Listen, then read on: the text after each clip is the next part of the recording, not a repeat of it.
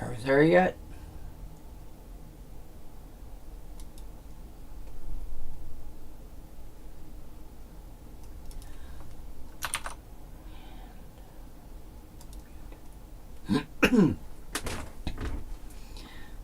Cool.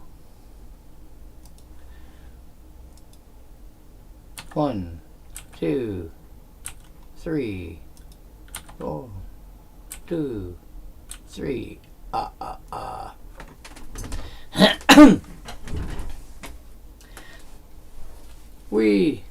Yes, I'm starting slightly early tonight. Oh well, deal with it. This is what happens when you decide to go live and, not pre-record. Streams are sometimes early, streams are sometimes late. Stream. Meh. Anyway, hello people. And those of you that identify as things other than people. Wait, what? Yeah, don't ask.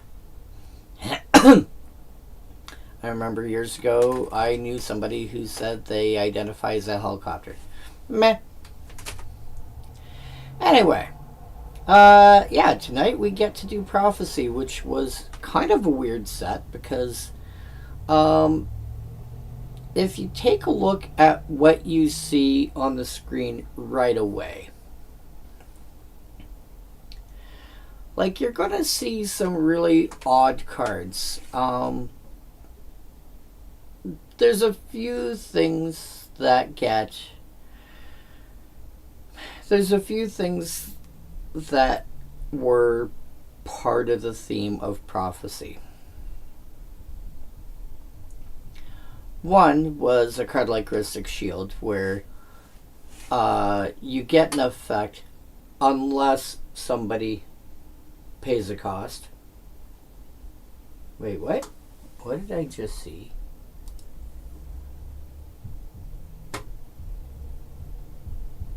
Oh. Holly, get your adverbs here. I'm never gonna stop that. Usually the Rhystic cards were get a thing and then get an additional bonus if you pay, unless somebody else pays the cost. For example, Rhystic Shield, which we'll get to in a moment. Creatures you control get +0/+1 till end of turn. And then extra +2 toughness boost, unless somebody pays 2. Sometimes it's just outright you don't get, if they pay a cost, you get nothing. But sometimes it's you get something and you get a better version of it unless somebody pays a cost. A second was lands getting blown up as like a cost or something like that. For example, Jeweled Spirit. Sacrifice 2 lands to give it protection from artifacts or the color of your choice till end of turn. Also, hi Holly. I don't remember if I said that or not. So those are two very common themes that you'll see in Prophecy. Plus, you'll also see things like Samite Sanctuary, where it's like, here's an ability that anybody can play. Well, fine. I'm saying it again. Hi, Holly. So deal with it.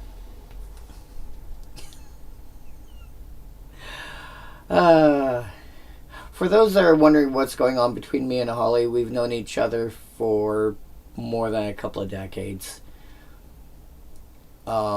Yeah, so I get to tease her every so often about stuff like that. More than a couple of decades. That's enough. And tonight we get to start on, we like I said, we're working on Prophecy, which is one of the least popular sets in general in the game, but it's got some really odd, unusual stuff. Let's just fast forward to like the most commonly played cards in Prophecy that are in white. And you get cards like Abolish, which is really good, because that's also something, like, there's a few things going on with Prophecy. abolish, there was, I think, one or two cards that had like an alternate cost. Hello, Aku. Do I call you Aku or do I call you Aku Aku? Wait.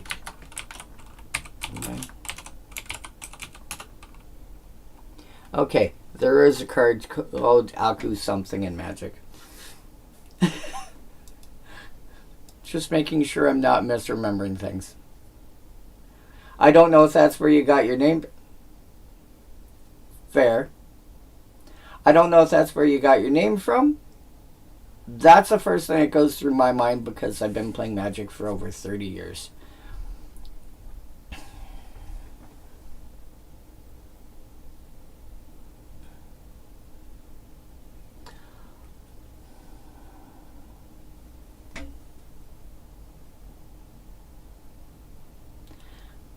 I'm trying to remember, is that a Zelda thing?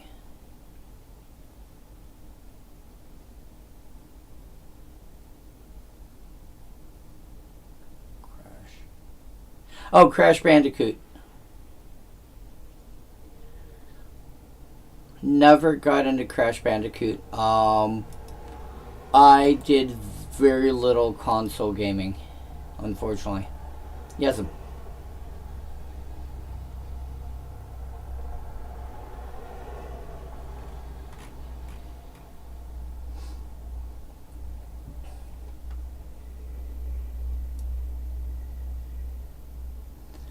Okay, see you in a minute, Holly.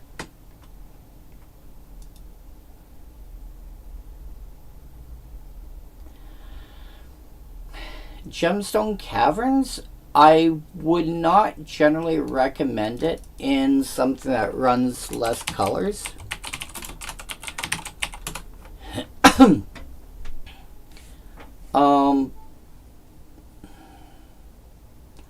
It's not useless.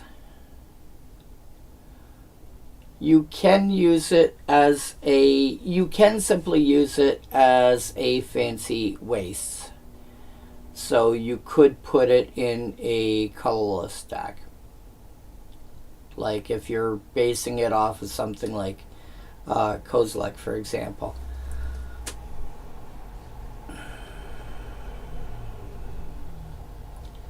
You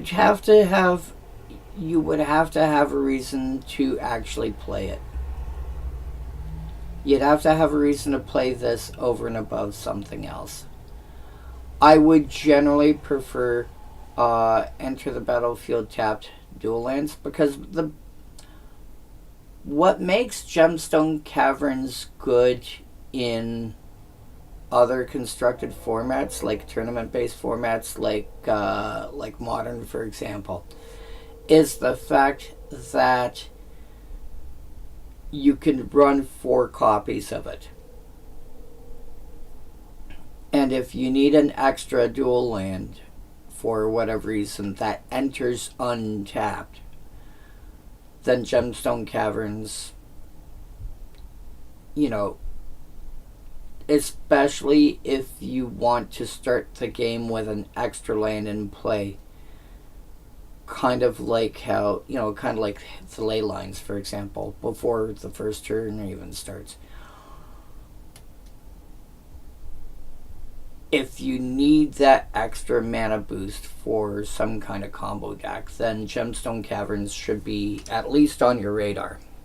Especially if you're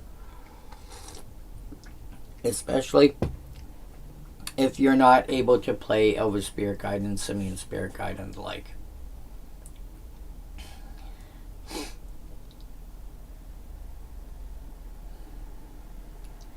In general, I would not bother in Commander. There's some decks that are going to want it for sure. But usually I would see that, and I would see something like I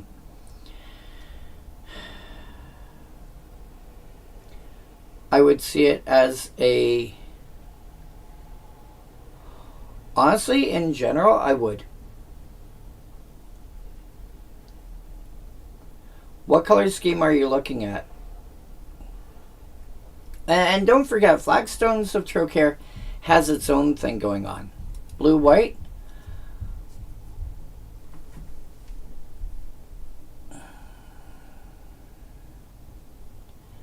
Have you considered, for example, like, I don't know what your deck list looks like at all, but have you considered, for example, the manlands, like Celestial Colonnade and Restless... Is it Restless Anchorage? I think it's Restless Anchorage.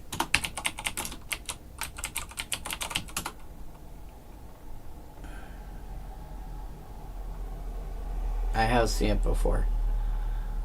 I don't remember having seen it, but if you're looking for another land to run, people often forget about Moxfield. Copy link. Paste and go. I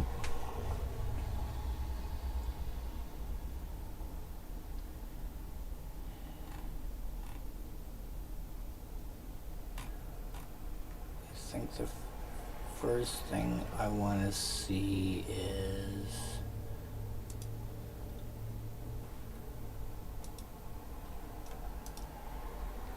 do that. 24 white, 18 blue. This is slightly heavier on white, but not by much.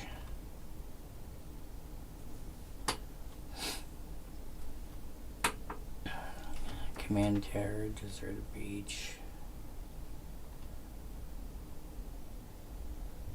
Verge.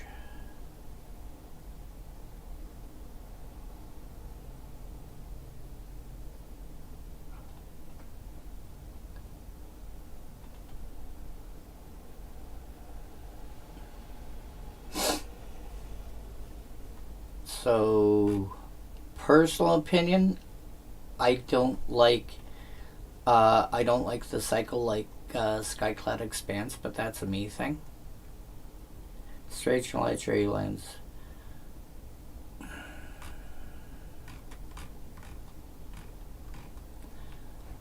Alright.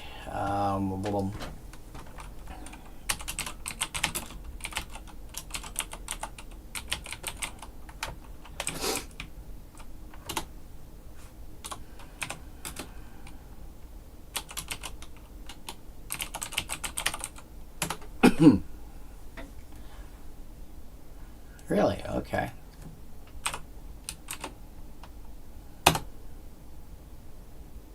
So what legendary lands are there?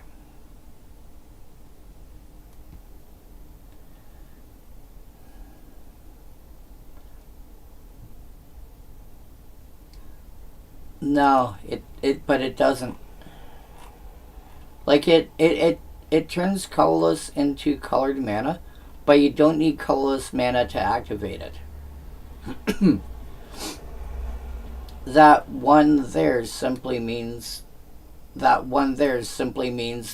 any mana can be used to activate it.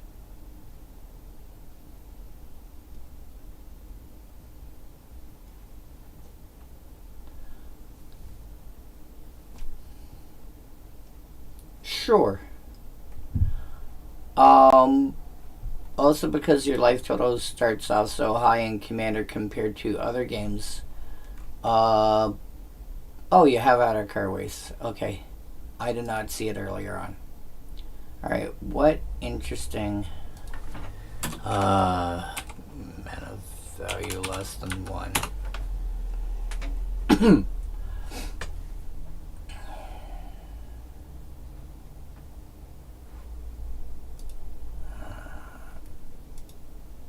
That should work.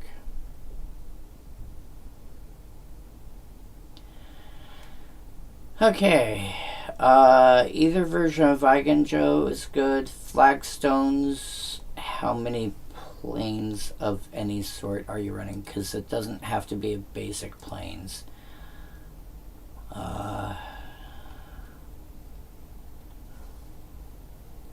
1, 2,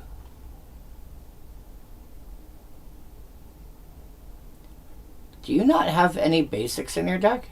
Oh, there. 3 planes.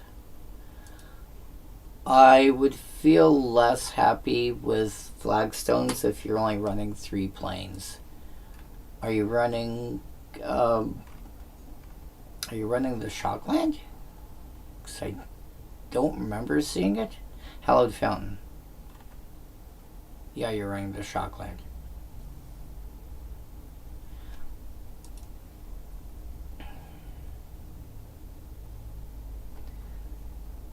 Yeah, but it doesn't do anything interesting until then.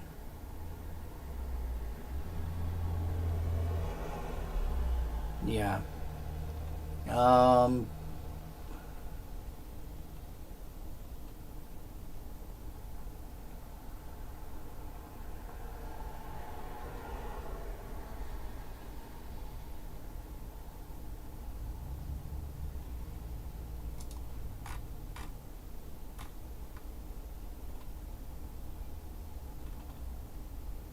Do you have any random changelings in here?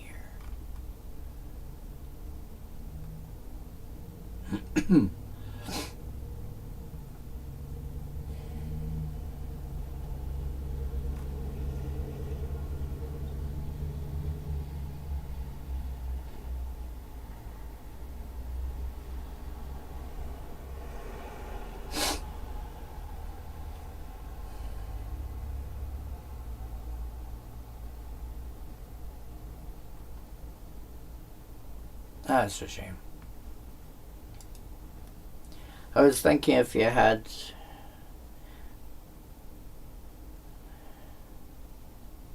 Crystal Skull and Ballad. Ballad is not ringing a bell.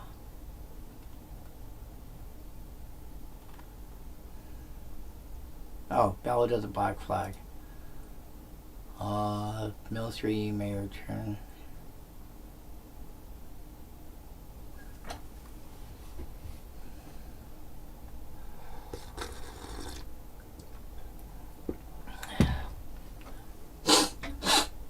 Okay. I apologize about my nose right now. It's being kind of... Where the hell's the Crystal Skull?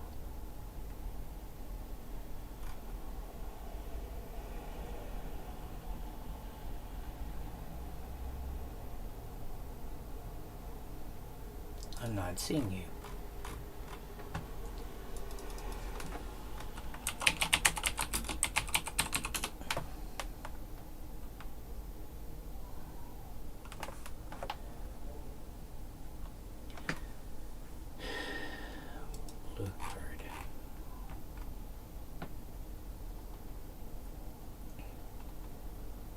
There you are. You may look at the top card of your library. God damn it, stop running away. Top card at any time you may play historic lands and cast explorers spells from the top of your library. That's cute. Oh! If you're doing stuff like that, have you looked into,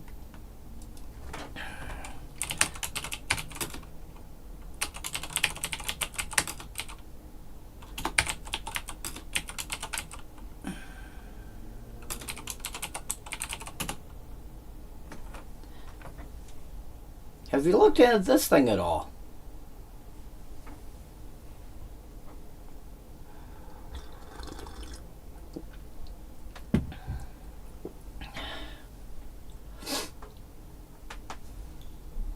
It's another mana rock that you can play that's also a form of removal, and it's also an artifact.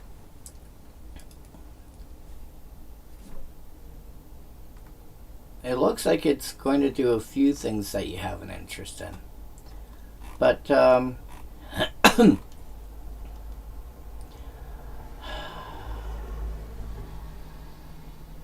but it sounds like what you want.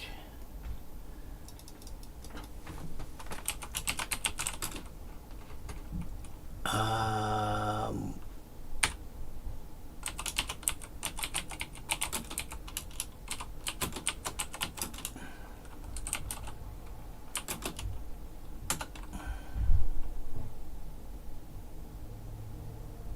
there's at least one.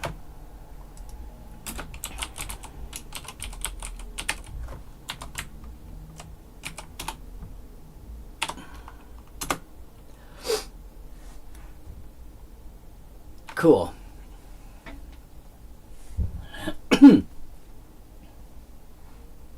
Calciform pools could do something that you're looking for. But yeah, ideally you want legendary. Nimbus Maze.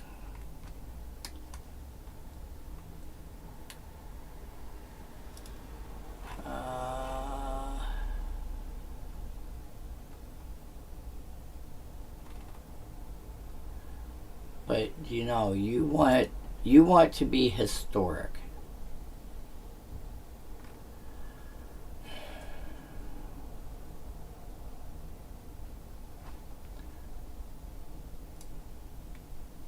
I wonder,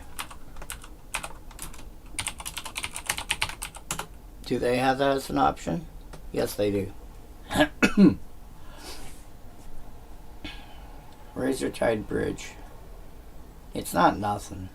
It's not what you're looking for, but it's not nothing.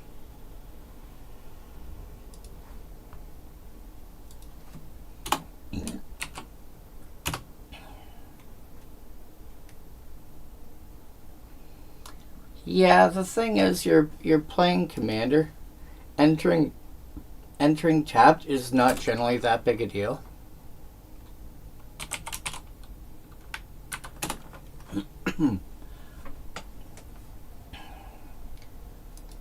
Like,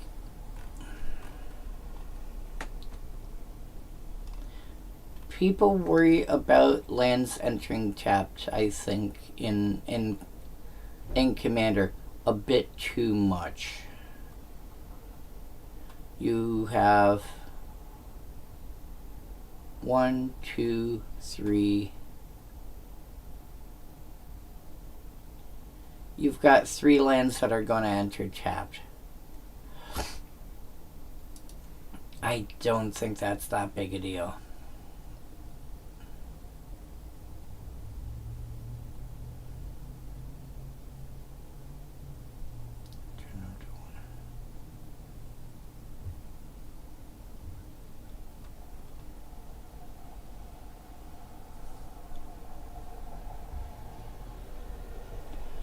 Wait a sec.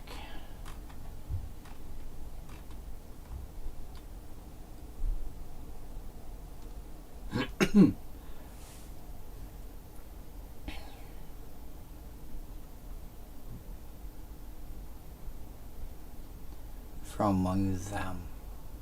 Damn.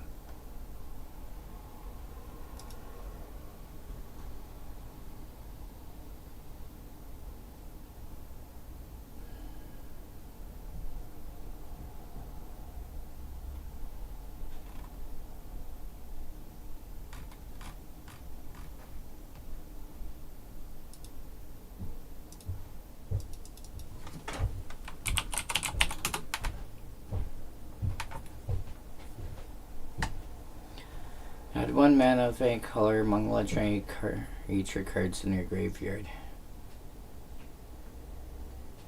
Yeah.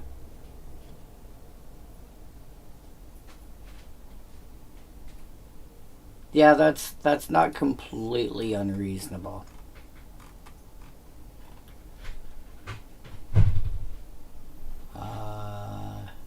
Skrelv, Cloud, Thelia, Boromir, Loran, Venat, Gisela, Tashar,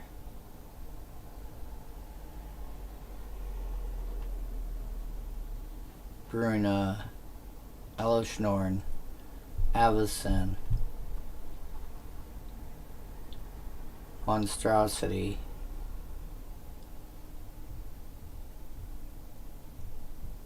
Aquapacol.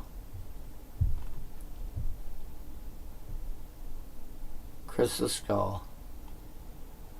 No, not Crystal Skull. Pippin.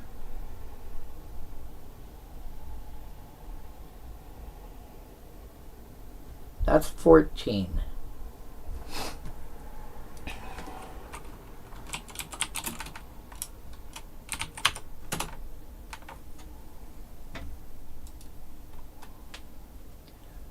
Capitoline Triad makes 15.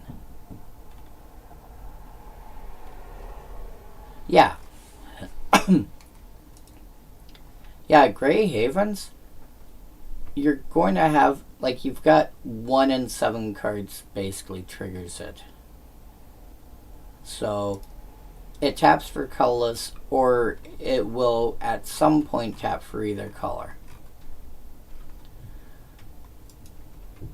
I would, plus it scries when it comes into play, which is not useless.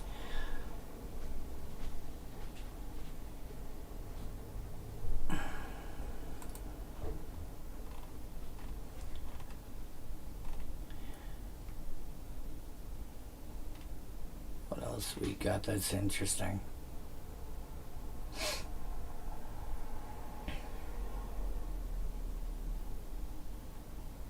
Yep. Yeah. To be fair, if you're looking to manipulate the top of your deck, Rivendell, you know, Rivendell is really good. You also have access to what's Castle Ventress, I think it is. Which you don't have, which is not legendary, but yeah, I'm aware. I'm getting there. But still, being able to scry every turn. Being able to scry every turn, even if it's not legendary.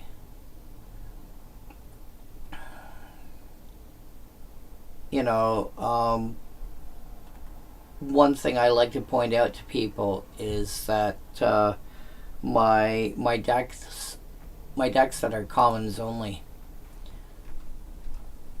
So for something like, let's just pull up this one. It doesn't need to be any specific deck. Just make sure you're still in here.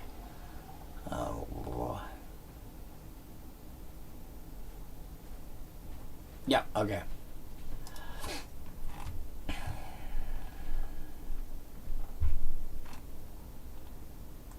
I have Scare Tiller in here. And so the big thing about Scare Tiller is that, you know, it lets me get lands from my graveyard back into play. And if it's some kind of fetch land, like, let's say, the Capenna auto-sack lands, I can get lands back into play. You know, if it's a Capenna auto-sack land, it comes back into play, dies again. I gain a life and fetch another basic out of my deck.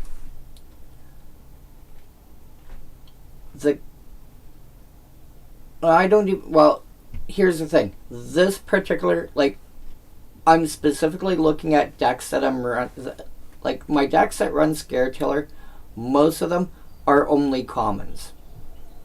So you don't have access to the double trigger shenanigans. However, to make Scare Tiller work, I've only got about 3 or 4 support cards.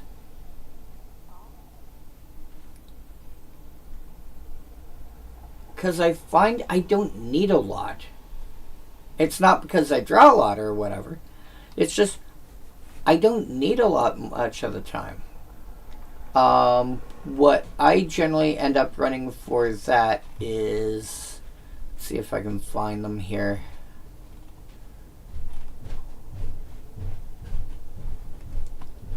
Holdout Settlement, Survivor's Encampment, and and Springleaf Drum, and I think maybe one other card. And that usually ends up being enough to support one card. So if you want to add one card that does a thing, if you've got like 3 or 4 cards that do it. Alrighty. I'll see you in a couple of hours. Yeah, Holly, you didn't exactly miss much as of yet.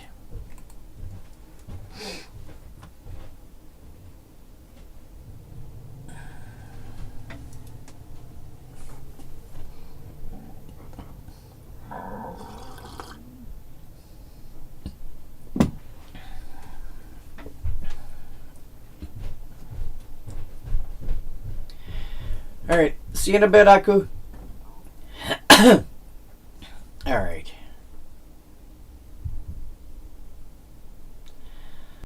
So, Sheltering Prayers. Sheltering Prayers I can see being a card that... I can see being a card that doesn't see a lot of Commander play and doesn't have a lot of interest in Commander, because usually to get underway, like 2 and 3 is like where you're starting your mana. Like, you start casting, like, I was watching the most recent Commander Clash from MTG Goldfish on their Commander channel, where everyone was playing Jumbo Cactuar in their decks and, you know, building around that option. And incidentally, one of the players won with Mill, which was hilarious. And the thing about that, watching that episode, was they got 2 games in, and I think on one of the games they didn't actually start casting anything, even ramp spells, until like turn 3. And that's, you know, when you're playing a card like Sheltering Prayers,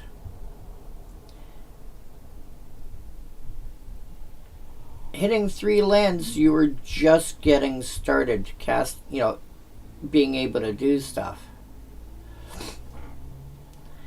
So that's kind of awkward. This is more...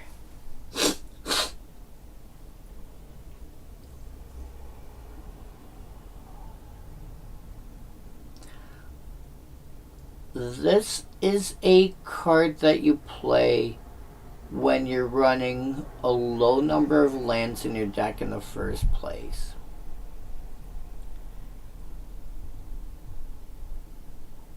So I would expect this to be more heavy on the Soul Ring, Mana Crypt, Mox Opal, you know, every Mox that you can think of that you can run sort of plan. So I would expect this more to be... I think if somebody is playing this card, I'm thinking they're playing a high bracket 3, if not a bracket 4 deck.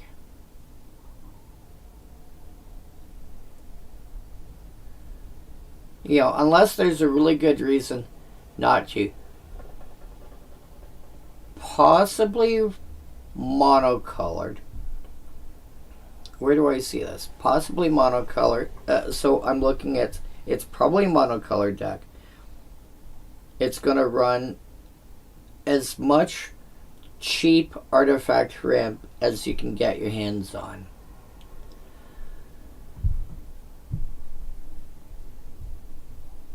And it doesn't have a lot of lands in it, so we're looking at cards like Balance and Balancing Act and Restore Balance to keep the game to the level where they want it. I'm expecting a deck that runs Sheltering Pairs to be a bracket 3 or 4 deck. Or, sorry, bracket 4 or 5 deck, I should say. I am not expecting this at the bracket 2 levels because 3 lands, they're just casting their first Cultivator or similar effect. Their first Cultivate, their first Manalith, etc., etc.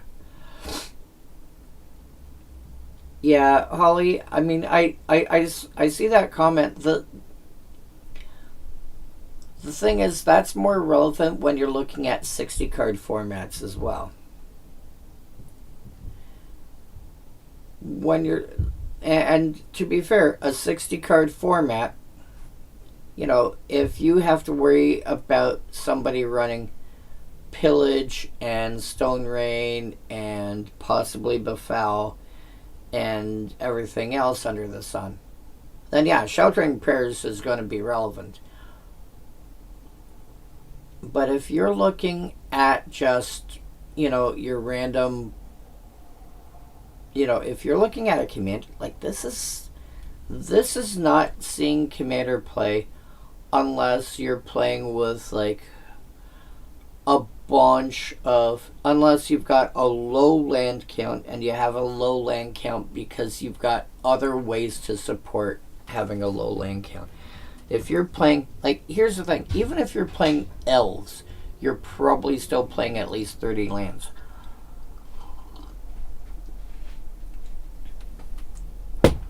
Yeah, but Dredge isn't going to run basic lands. That's the problem I see here. This only affects basic lands. Dredge is gonna run, you know, I was gonna say Attica Wastes. Dredge is gonna run, you know, Dakmor Salvage. Right. Now you see the problem. It only affects basic lands. And only works as long as somebody's got 3 or less lands in play.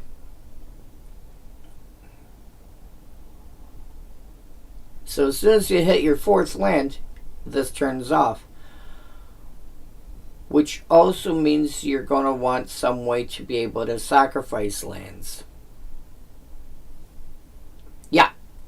I mean, to be fair, this existed a very, very long time before. Terra Eternal, I think, is the card you're thinking of.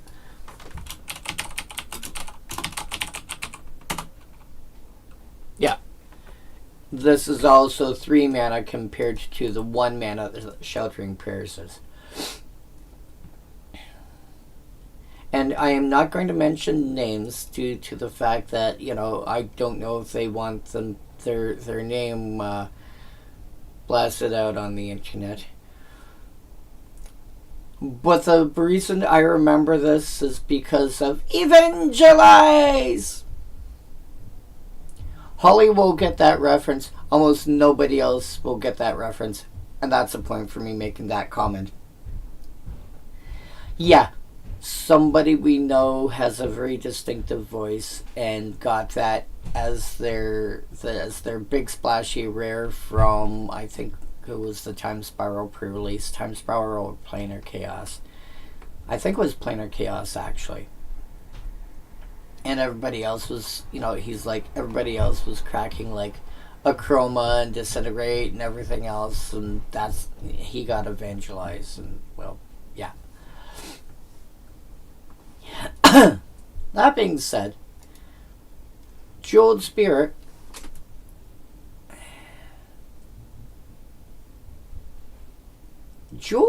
is actually really good because it will stop. Yeah, Jeweled Spirit was actually kind of good for a few things. Like, first of all, if you go back a moment to Sheltered, what was it called? Sheltered Prayers. You want a way to be able to sacrifice lands. Jeweled Spirit does give you a way to sacrifice lands. Yeah. you're basically paying 1 mana, because at that point 4 mana for a 3/3 flyer was fair. You're basically paying 1 mana for a way to give it protection from anything, basically, that did not involve paying mana.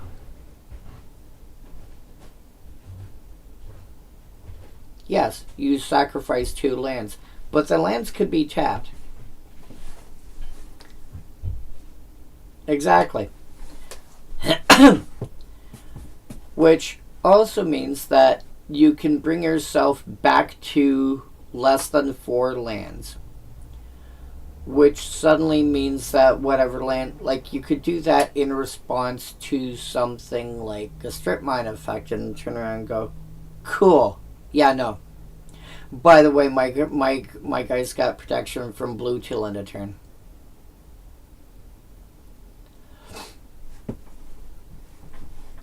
Jeweled Spirit does have its uses.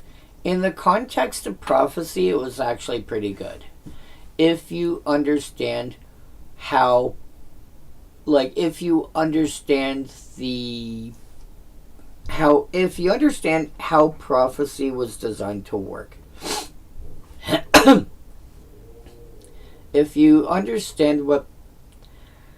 Yeah, Prophecy cared about lands largely. Well, it...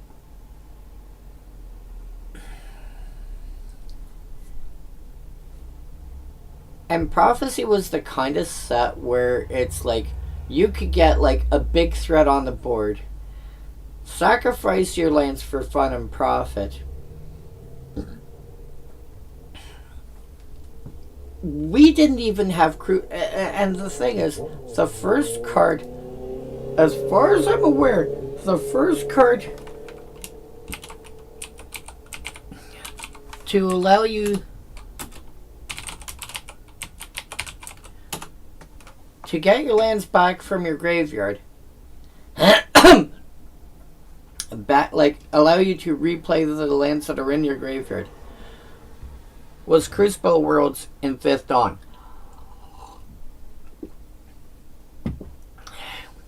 That's 2000. I don't remember any cards that allow you to replay lands from your graveyard before this. That's 2004.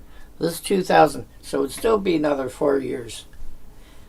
And it was 4 lands, or 4 years. Did you actually get to replay lands? Oh, I think you kind of did. No, you got it back to your hand. I mean, you kind of, yeah.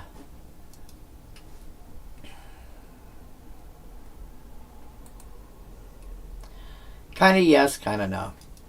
But Jeweled Spirit, plus it's a spirit which is not a, it's not an unsupported tribe. It's actually got a decent amount of support to it.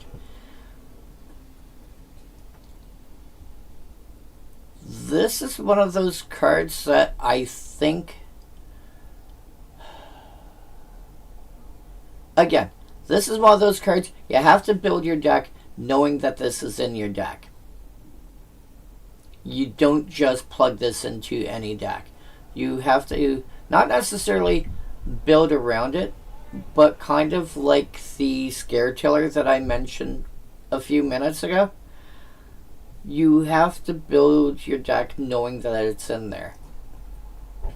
Because Scare Tiller, I generally have Springleaf Drum, Ally Encampment, Holdout Settlement, and Survivor's Encampment. There we go. Because I know, like, there's still good cards regardless. But I put them in my deck because Scare Tiller wants to be tapped. Turn 1 Lotus Petal, Forest, Rogue Elephant, sack Forest when Elephant enters, tap. Turn 2 drop Forest, sack Petal, add green, play Hyrule Storm. Yeah, there's easier ways to do that. You're not wrong.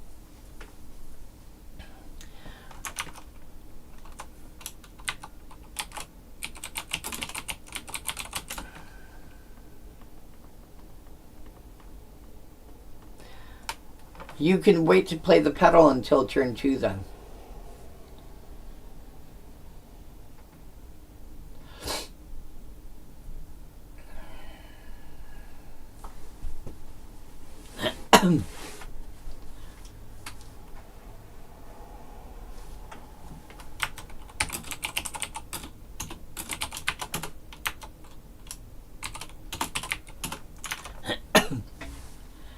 But yeah, Jeweled Spirit, again, I wouldn't play it in, I wouldn't just jam it into a deck. But if I have, you know, I wouldn't have a problem with somebody playing their, putting it in their deck and building their deck. Like I said, you don't have to build around it. But your deck needs to be built recognizing the fact that it's going to be in there.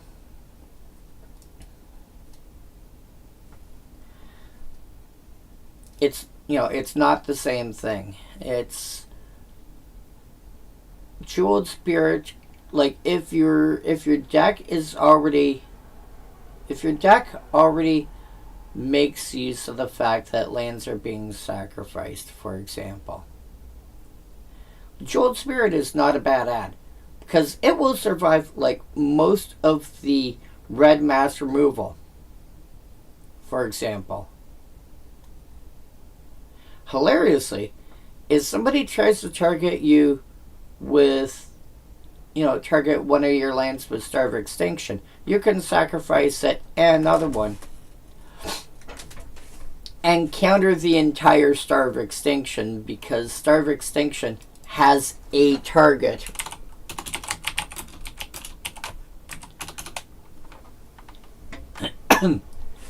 Destroy target land. If that land is made...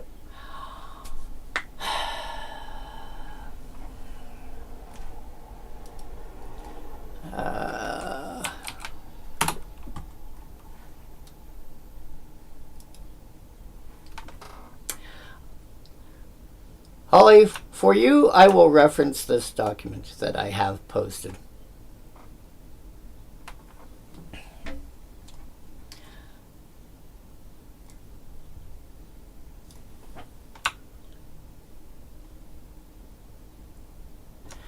TLDR, there are certain cards that I use for mental shortcuts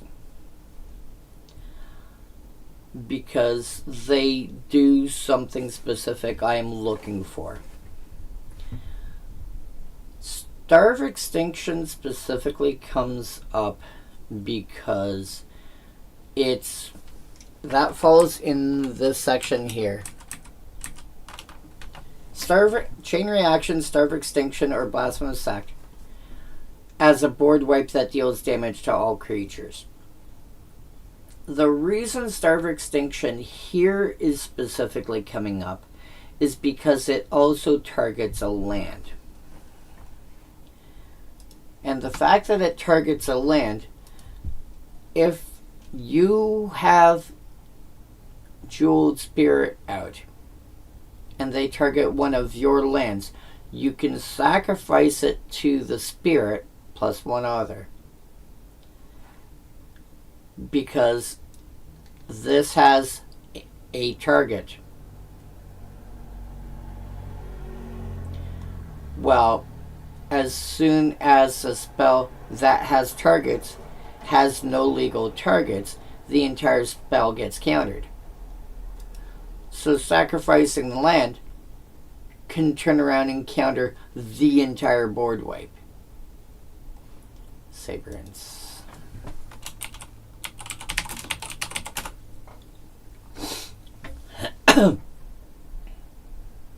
That's adorable.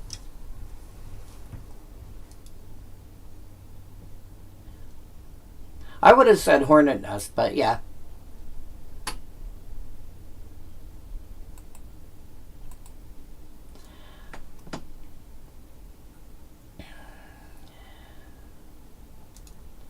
But yeah, I tend to use certain cards as for mental shortcuts.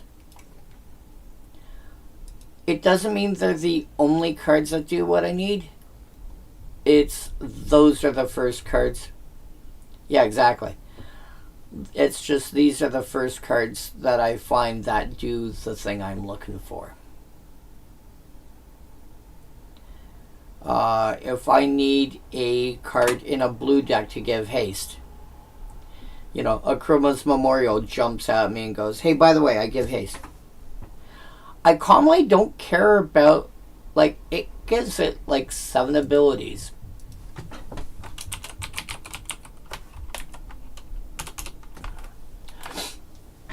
Flying, First Strike, Vigilance, Trample, Haste, Protection from Black, Protection from Red. If you split the protections up into two separate ones, which the original print did. That's 7 abilities.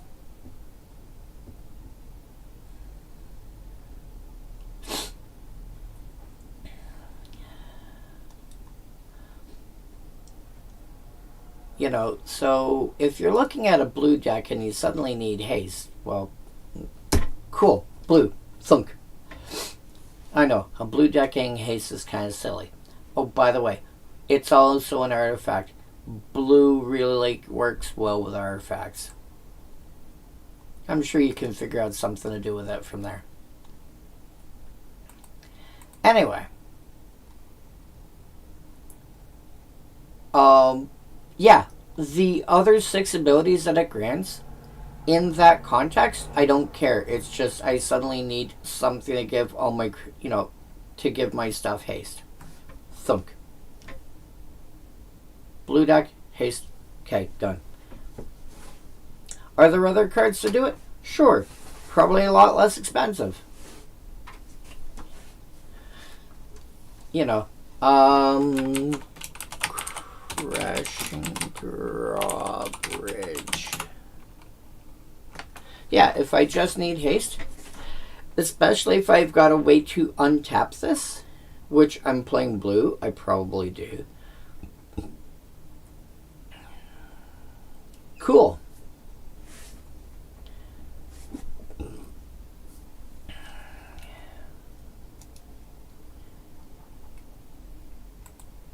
But, you know, it's the first card that jumps out my head for an effect like that.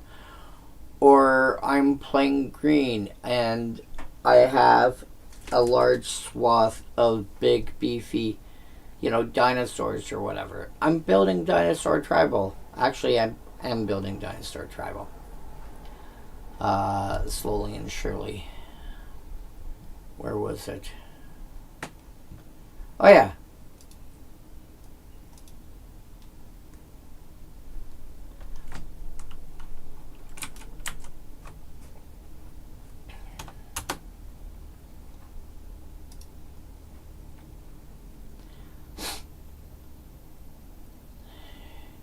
You know, here's my Zakama deck that I'm working on.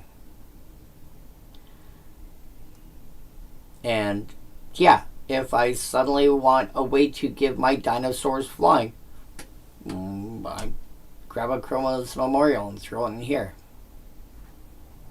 Some of them are going to have flying, but most of them aren't.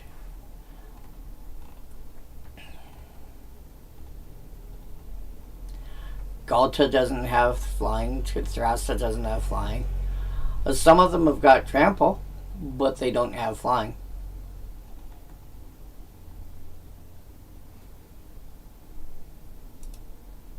You know. So, yeah. A Chroma's Memorial, sudden mental shortcut card. Go here. Give them all my dinosaurs flying. Okay. Anywho. Rhystic Shield.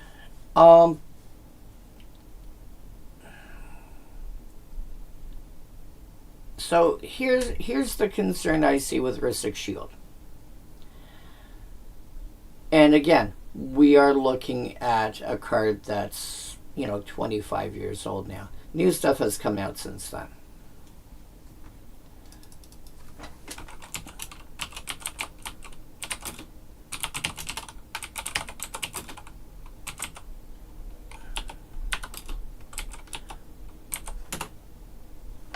this exists.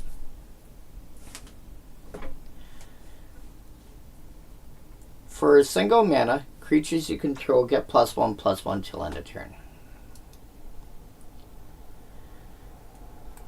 Compare that to Rhystic Shield. You're going, for 2 mana, they're going to get +0/+1 and might get an additional +2. So let's say they get +2 toughness till end of turn.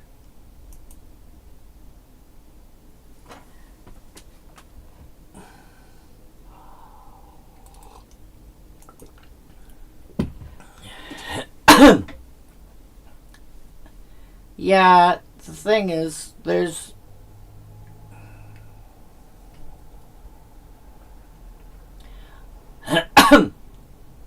The first problem is, if you're looking at it in terms of a strict defense card, Charge suddenly gives you a way to turn around and make it... You can make it defensive, or you can make it offensive. The same way you can make Giant Growth defensive or offensive. You can hit your opponent for more damage, or you can use it to save a creature from dying.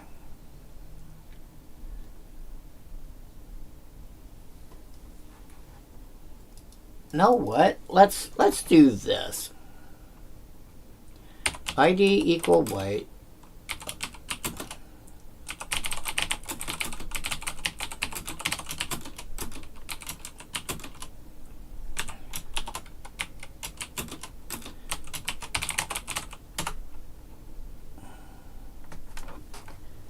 So Rally to Battle, you have one option for actually +3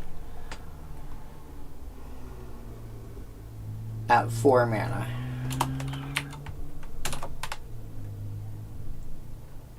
But for 3 mana, you have Bar the Door, which is a flat +4.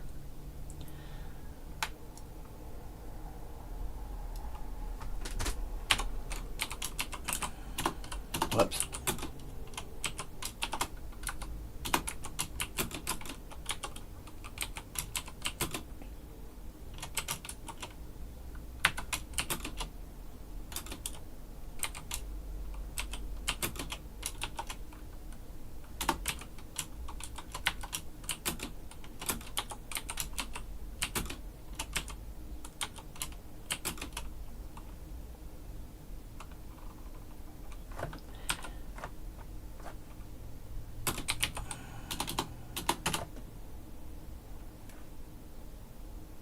All right.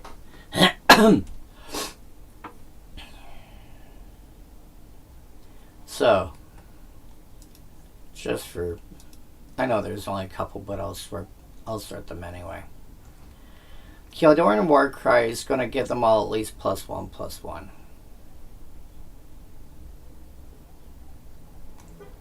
Why doesn't Charge show up? Oh. Bar the Door for 3 mana is +0/+4. Rally to Battle is +1/+3 for 4 mana, and Solidarity is +0/+5. If you really need a defensive, buff, like I would play Bar the Door before I played Rhystic Shield. I am aware Rhystic Shield is only 2 mana. But for an extra mana, I would play Bar the Door and have a definite +0/+4. Let's allow +2s.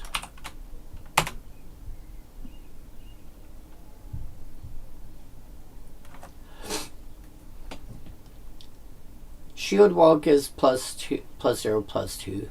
Warrior Stand gives +2/+2. Only both during the declare attacker steps and only if you... Okay. Even Warcraft would be better. +0/+2, and protection from the color of your choice.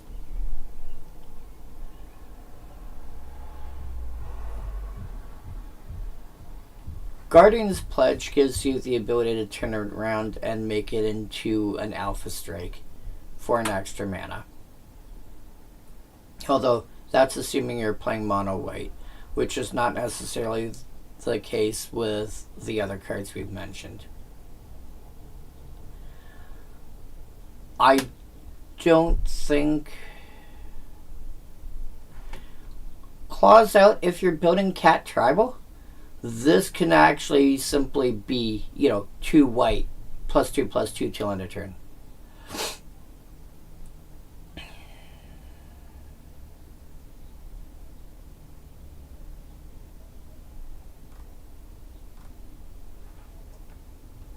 But 1, 2, 3, 4. For an extra mana, I could see at least 4 cards that I would run first. What about stuff that's got flash?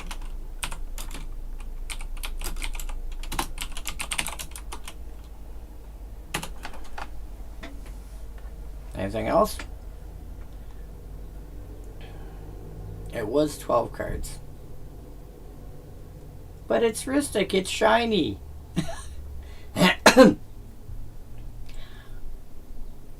That's the problem though with a lot of the cards in the set is you get a okay ability and you get a better version if it's...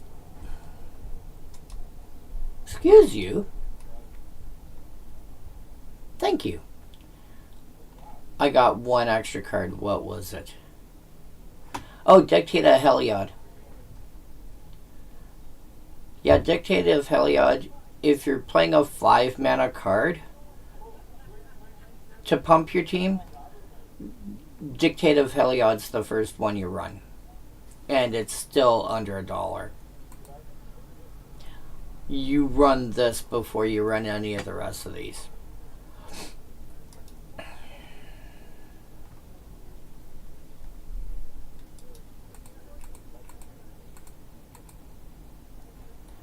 But yeah, you have better options over Rhystic Shield. If you need Rhystic Shield, you want...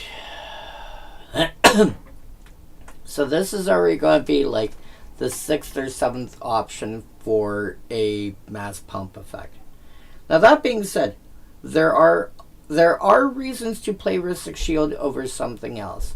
The fact that it's a common, again, I come back to my list of commander decks.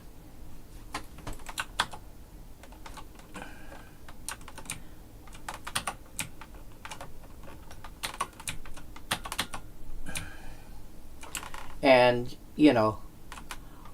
a bunch of these decks are commons only. So the fact that it is a common, a lot of the cards that we're looking at are higher rarity.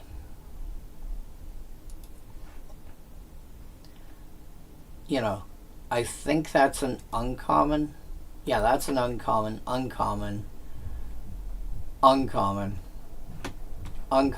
rare, uncommon.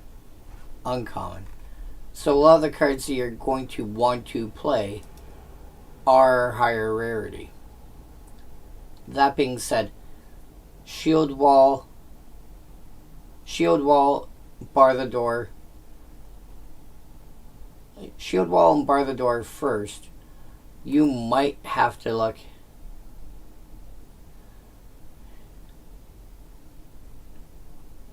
Okay, are you going to Lightning Bolt? Are you going to Flame Bolt? Are you going to, bolt the door? Are you going to...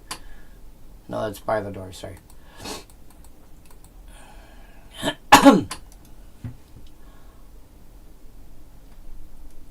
Also, I will point out, Rhystic cards are less bad, quote unquote, in Commander, I find, than in normal 60 card formats, because people are more likely to tap out. I have this big thing I want to play. I can now play it.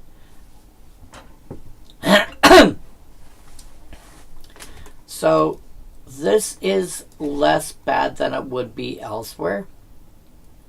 There's still other cards I would play first, but it's less bad in Commander than it would be elsewhere. It's still not great.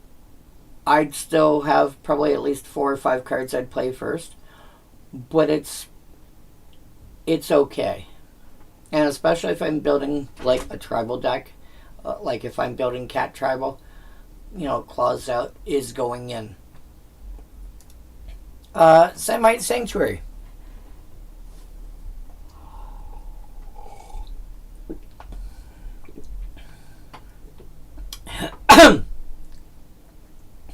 Three mana. 2, prevent the next 1 damage should be dealt to target creature this turn. Any player may activate this ability.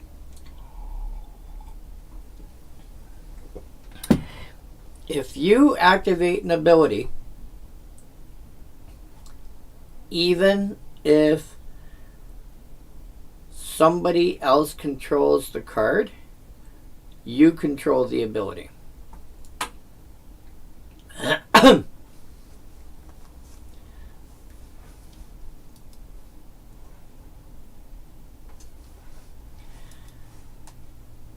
You're activating it, you control it.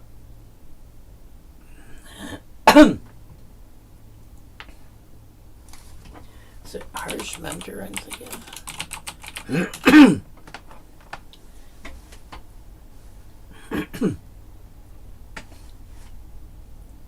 of? Yeah, this is the card I'm thinking of.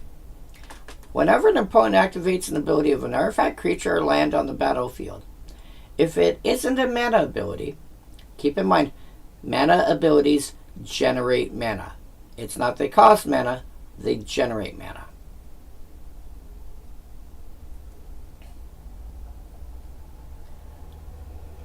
This creature deals 2 damage to that player. So, you can put Harsh Mentor out, and then Semite Sanctuary, and it's like, well, I'm going to be able to keep my creatures alive, no problem. If you want to keep your creatures alive, it's going to cost you.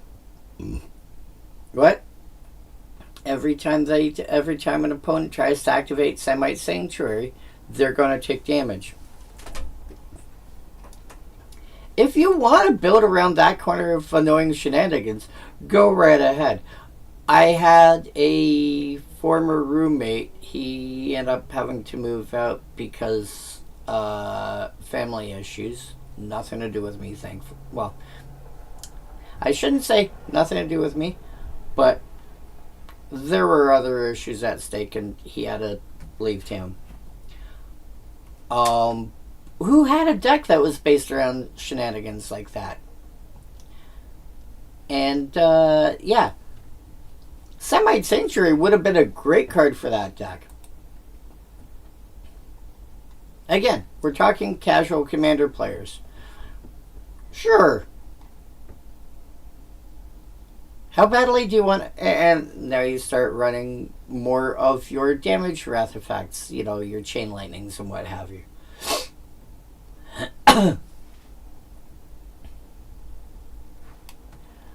Flowering Field. Again, I've said before and I'll say it again. If you're looking for damage prevention effects, there's generally better cards. That being said, this is a land that's preventing damage.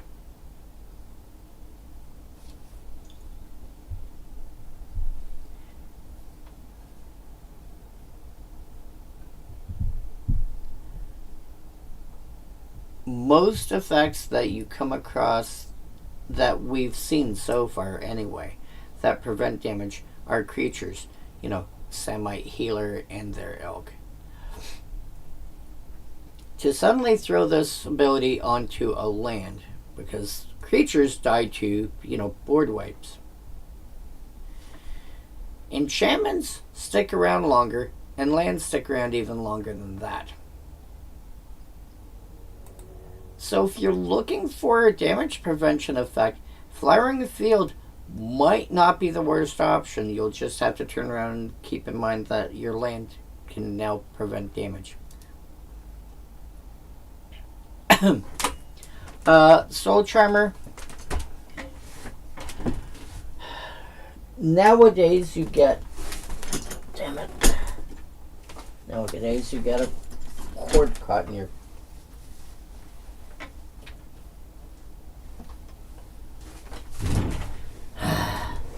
caught in your chair. Anyway. Soul Charmer. Nowadays, for 3 mana, you just get a 2/2 with lifelink and other stuff added on. In fact, let's see here.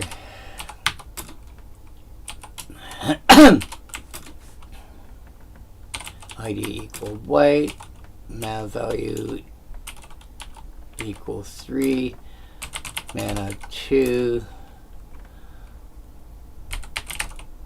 Power greater than 1, toughness greater than 1, life link.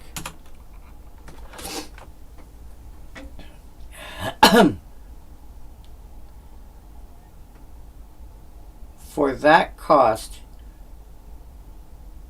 straight up, you can have a 2/3 with a life link. You can occasionally have a 3/2 with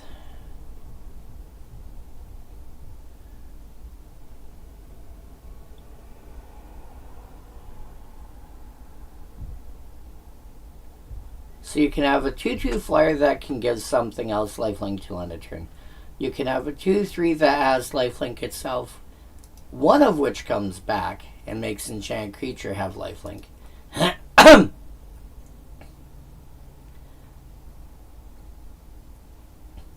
You can have a 3/2 that has lifelink as long as you've got a desert, which is not going to be hard if you're building, like, again, Solitary Camel, one of those cards that you build knowing that it's in your deck. You make sure you've got a few deserts in play that you might not have played otherwise, but otherwise...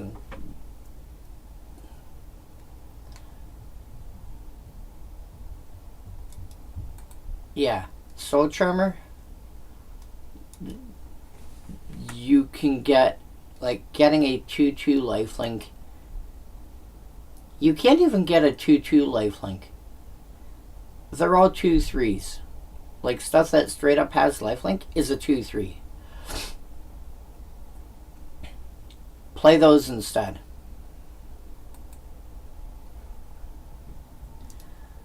Sword Dancer.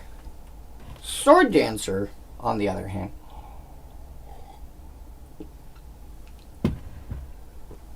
Sword Dancer is great because, sure, it's a squire, but for double white, target attacking creature gets -1/-0 till end of turn. That is its own sort of damage prevention. However, it's even better against stuff that's got double strike. Wait, what? Yeah, because against stuff that's got double strike, if it's a 4-power creature that's got double strike, it's going to swing for 8. 4 during first strike, 4 during regular damage. Give it -1/-0, it's now doing 3 during first strike, 3 regular damage, it's only doing 6. So, activate this once against the double striker, saves 2 damage.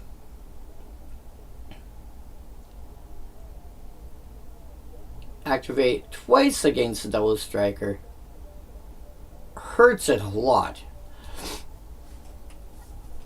Because double strikers, chances are, if it's on something that's got double strike, you're counteracting an enchantment or something off of it. But yeah, this thing just... And plus, it doesn't have to be... You don't have to be the one being attacked. Again, it's target attacking creature.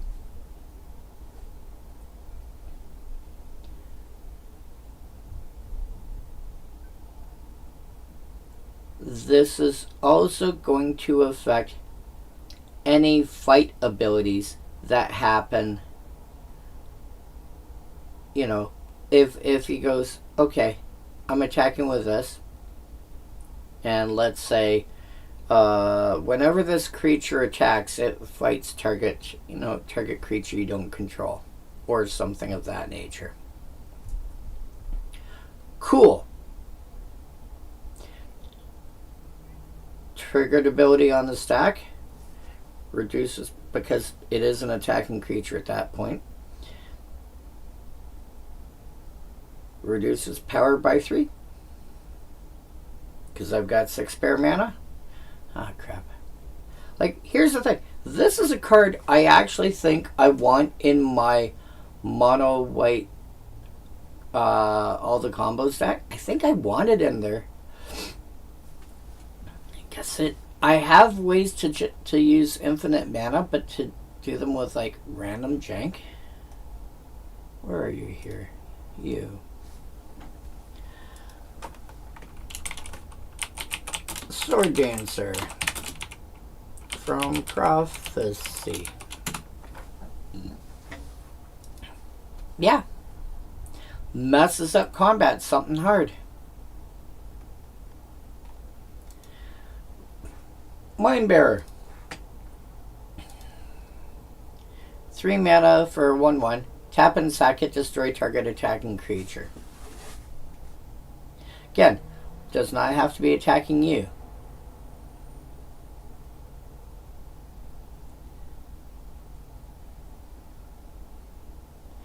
This is basically saying destroy target attacking creature is 3 mana.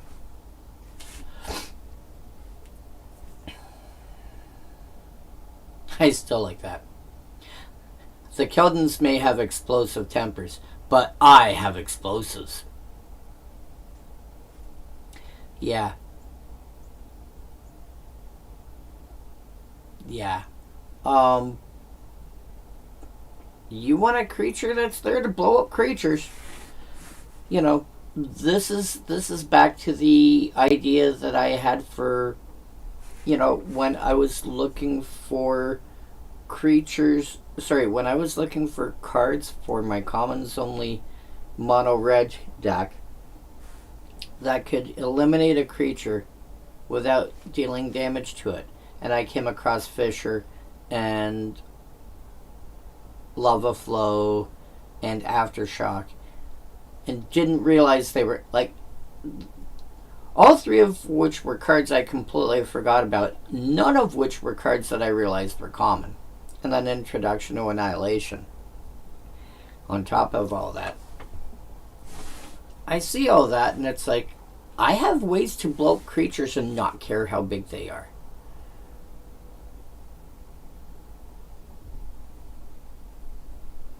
Mindbearer is when you're starting to do the same sort of thing in white. Now, nowadays you can find, you know, destroy target attacking creature as text on, you know, as something a card does. Or it'll be target attacking or blocking creature or destroy target creature power 4 or greater. You can find that sort of thing on white a lot easier these days. Red, it's still really hard to find it at common. But it, you know, if you want a creature to have that kind of ability, this is not a bad starting point. There's probably better options, but it's not a bad starting point. Again, if you're restricting yourself to strictly commons, like I've done, you may end up finding yourself running this to blow up a creature.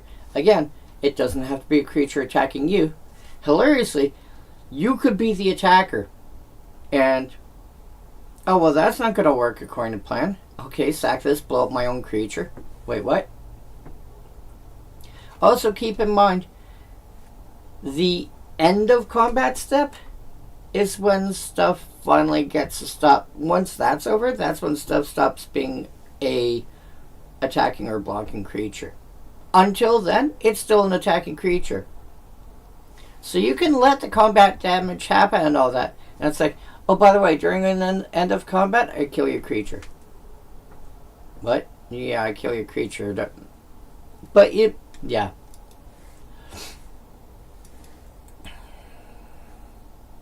Look up the timing on how to use Maze of Ith.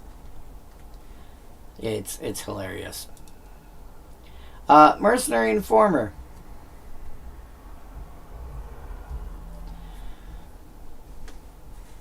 Three mana for a 2/1. This goes back to, because there's also the Rebel Informer. And was the Rebel Informer...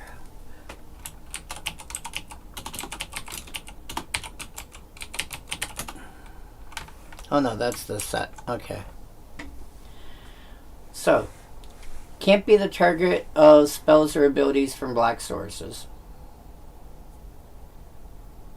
So, basically, black cards can't target it in any way, shape, or form. Pay 3 mana, put target non-token mercenary on the bottom of its owner's library. Again, mercenary is a creature type. Anything that has all creature types, ...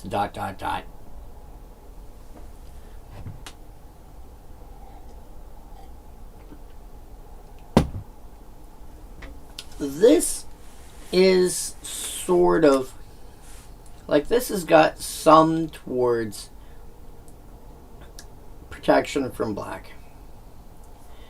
Protection is it can't be damaged, enchanted, or equipped, blocked, or targeted.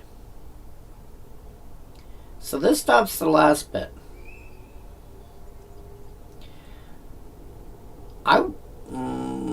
Let's see here. If you make it unable to be blocked by black,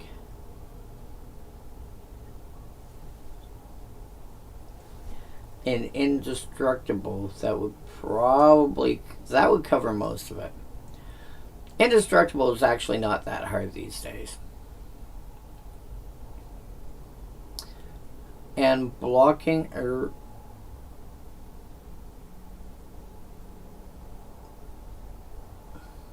Seeker? I think it's Seeker I'm thinking of.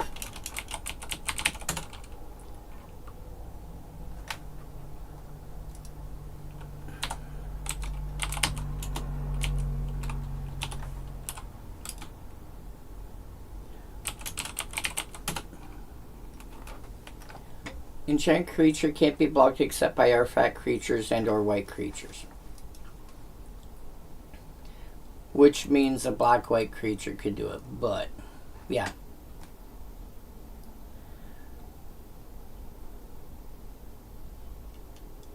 And again,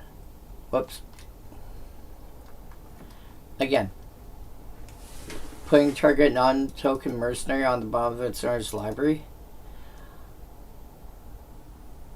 Oh, if you have a way, is there a way to go target creature has a creature?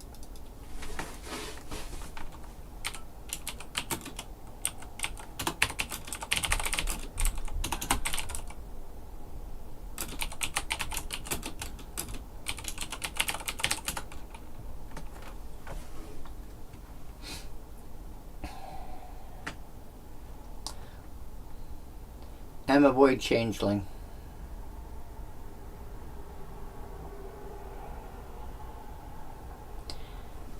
Target creature gains all creature types until end of turn.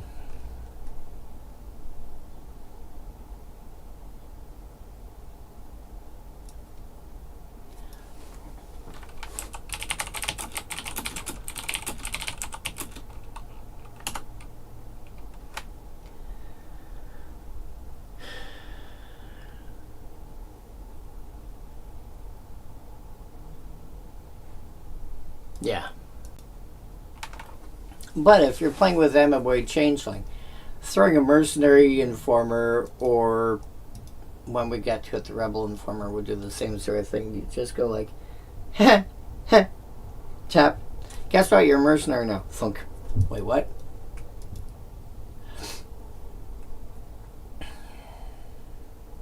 Oh, yeah, just doing that over and over and over again would... Oh, and because it could be anybody too, right? That little combo would be... That also saves you against mill decks. Oh, yeah. Mercenary Informer. You build it right. Cards like put target X card on the bottom of its owner's library, or something to that effect, can save you so much from mill decks. Rhystic Circle. 4 mana. This is basically trying to be Story Circle.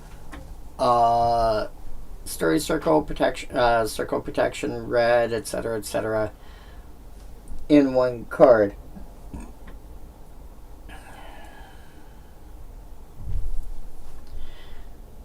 And basically,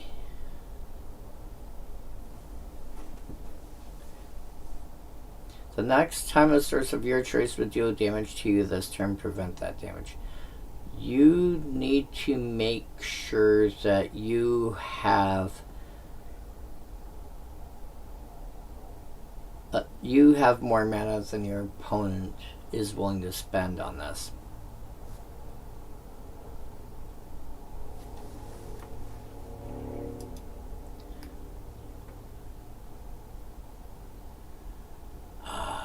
This is such a hard to make work well. But again, Rhystic cards work better in Commander than they do elsewhere because people are more willing to just tap out to cast their stuff. To be fair, this also makes a question of whether we're talking... Like, I'm talking your typical kitchen table Commander. I'm not talking competitive EDH, etc. And stuff like that. I'm going to assume, even if you're tapped out, you have Force Will, Fierce Guardianship, Foil, etc., etc., and plus probably a couple of 1 or 2 mana counter spells. You probably are you playing blue? I'm going to assume you probably got at least 10 counter spells in your deck if you're playing competitive EDH. Are you playing some other color? You probably have found a way to put 3 or 4 in your deck somehow. But your typical kitchen table, I assume that it's going to get... casting this is not going to be a problem. Activating this, you might have to spend 3 or 4 per source, but it's not completely out of line. That being said, there may be better options. But that's the thing. There may be better options.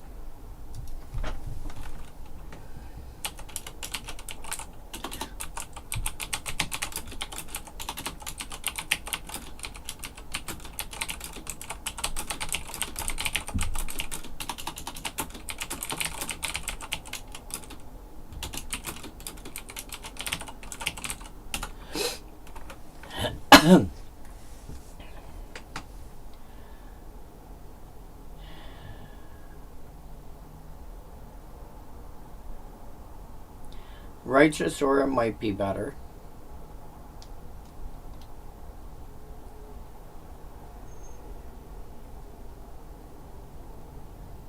Prevent all damage to any one creature or one player. Circle of Despair and Martyr's Cause are basically the same card. probably play Martyr's Chorus first. Yeah, those two in Righteous Aura, I would probably generally play before I played Rhystic Circle.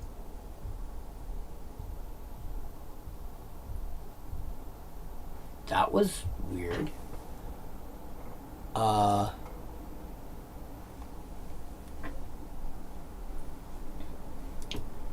Firefox just out now crashed.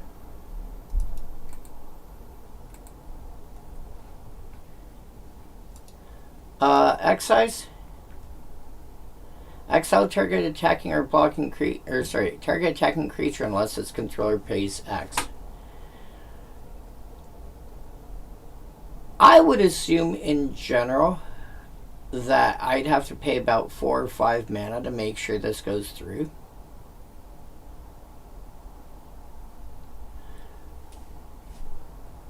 It's also target attacking creature. As a general rule, like, white has enough exile target creature effects that I don't think you need to worry about it.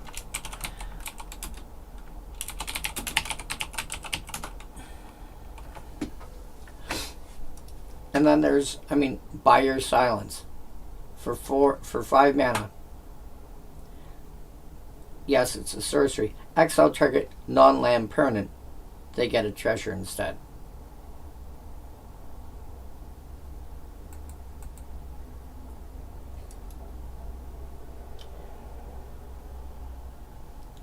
You have better options.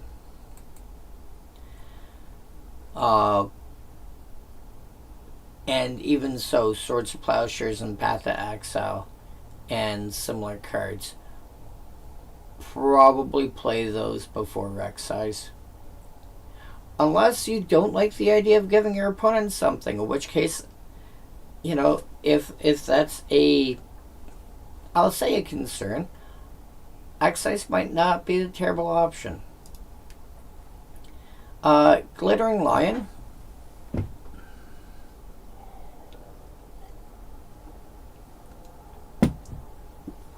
Glittering Lion is kind of cute because it's 3 mana for a 2/2 that by default all damage that would be dealt to it gets prevented. But anybody can pay 3 to take that off till end of turn. But that's 3 mana. That's not a small amount of mana. That's kind of like saying that's a little bit like saying Ward 3. Ward 1, okay, fine, that's annoying. Ward 2 is definitely an amount. Ward 3 is actually a lot. Ward 3 more or less counters the spell. Counters the spell or ability realistically. Glittering Lion, having to spend 3 mana just to say, hey, by the way, damage is, you're not auto-preventing the damage, is quite a bit. That makes you going from being able to cast a 7 mana effect to being able to only hit 4. That's a lot. This, I think, should be, plus it's a cat, which is, especially for your casual Commander players, that's a tribe that people really enjoy. This, I think, should be further up the chain than it is. To be fair, we're looking at 27 cards. And actually, that's number 12 on the list. Yeah, I can see it. I can see it.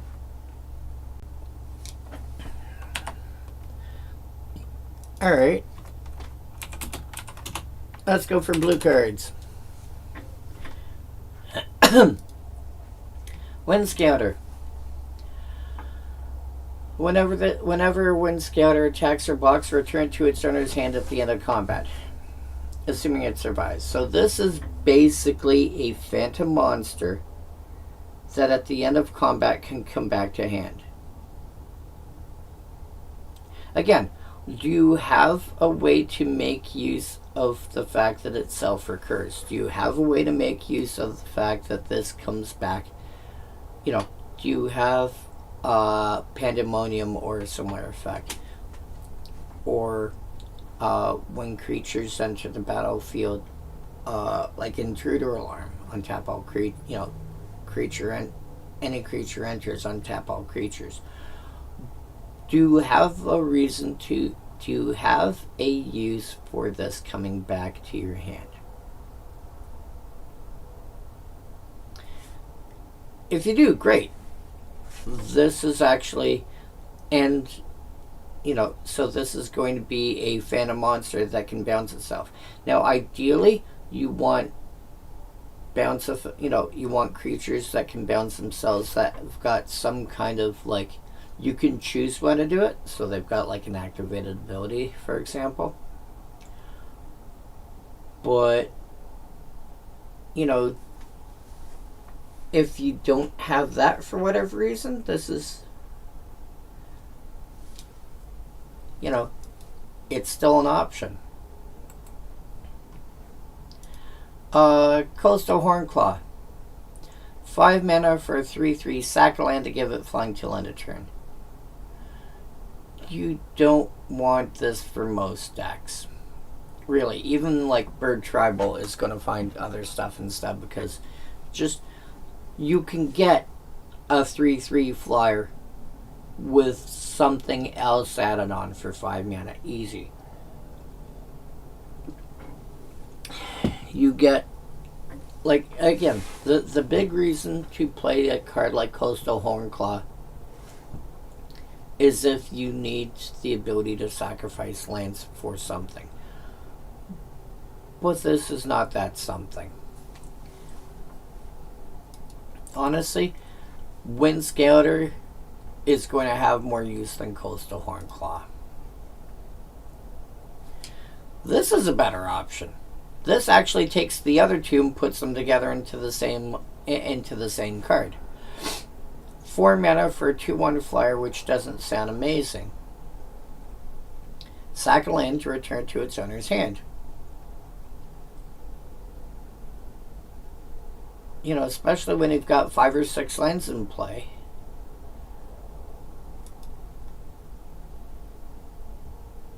When eagles leave the sky, sailors leave the sea. Yeah.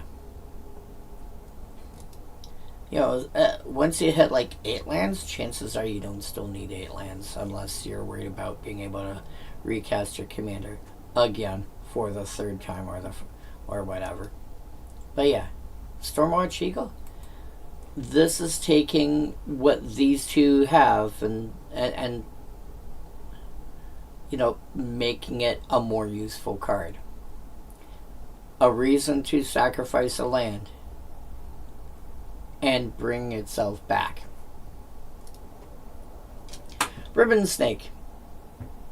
2 blue for a 2/3 flyer that somebody can pay blue 2 mana to make it lose flying till end of turn. Honestly, for back in the day, an actually decent card, because 3 mana for a 2/3 in blue was actually reasonable. Nowadays, you should be able to get just straight up a 2/3 flyer. But for the era when this was, 25 years ago, 3 mana for a 2/3 that could occasionally have flying was actually pretty good.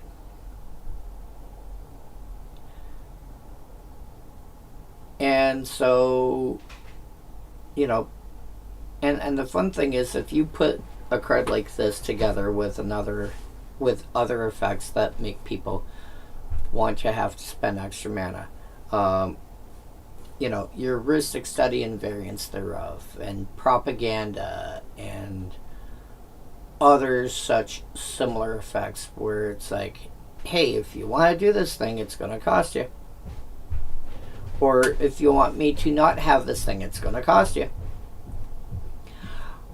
Ribbon Snake ends up being like the funny thing about a card like Ribbon, like Glittering Lion is the kind of card where people... You're going to have to tell people, hey, by the way, you know, somebody at some point is going to go, well, what's its other ability? Well, you can pay 3 to make it lose the damage prevention. People are going to be like, oh my god, 3 mana is so much. This is 2 to make it lose flying. And a lot of people just go like, shrug, whatever. Until they get hit for like 10 damage with this thing. Then they're like, what's going on here? By that point, they have the ability to pay the 2 mana, but now they're wanting to cast their bigger stuff. I don't know.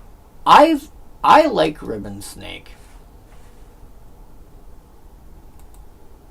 The funny thing is, depending on the kind of decks you're playing, it can be killed from being a flyer, and it can be killed from being a not flyer.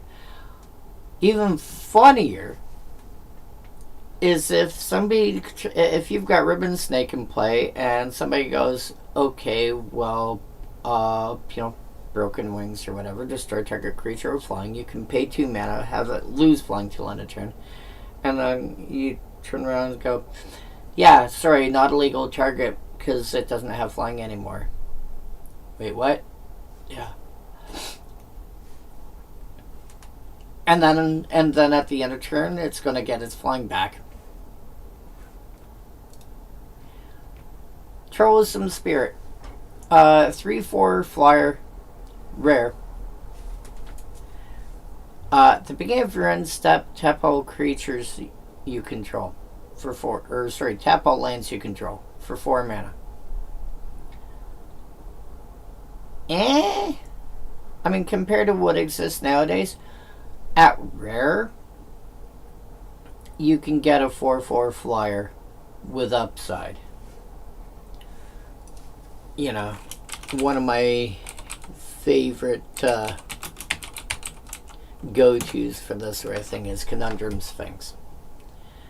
You know, 4 mana for a 4/4 flyer. When it attacks, each player chooses a card name, then each player reveals top of their deck. It's a card. Basically, if somebody names a card that is the top card of their deck, they get to put it in their hand.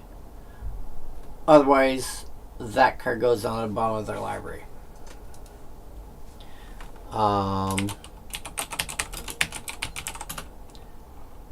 Argent Sphinx, roughly the same size, 4/3 instead of 3/4. Again, with flying. But if you've got Metalcraft, you can pay a blue to basically exile it and have it come back at the end of turn.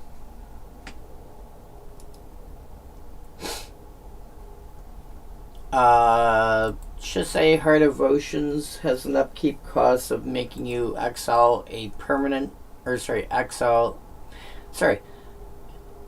an upkeep cost of making you remove a counter, which you can build around. Age counters, for example, are great. Troublesome Spirit, it's harder to make use of, realistically, it's hard to make use of that drawback. Now, that being said, if you're playing Simic and you're playing with cards like Seedborn Muse, then it really doesn't matter so much. Because, cool, at the end of my turn, I have to tap all my lands. But at the beginning of your turn, when you untap, I'm untapping my stuff too. Wait, what? So you can get around it, but you'd have. This is not a card that you put in a deck saying, "I know it's in here." This is this is more of a card that you have to build around a bit more. Rhystic Study.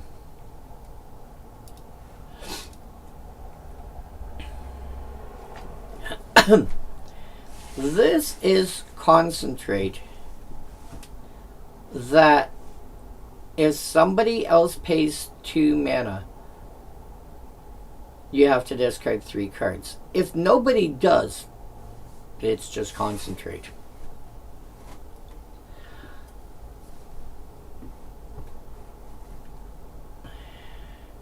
If you are quote-unquote bad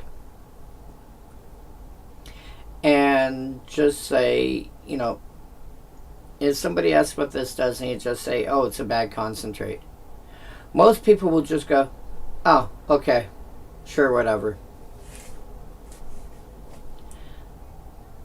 If they don't accept that and go, okay, so what does it actually do? Oh, well, I draw 3 cards, and then as somebody pays 2 mana, I have to then ditch 3. That being said, you can build with the discard in mind.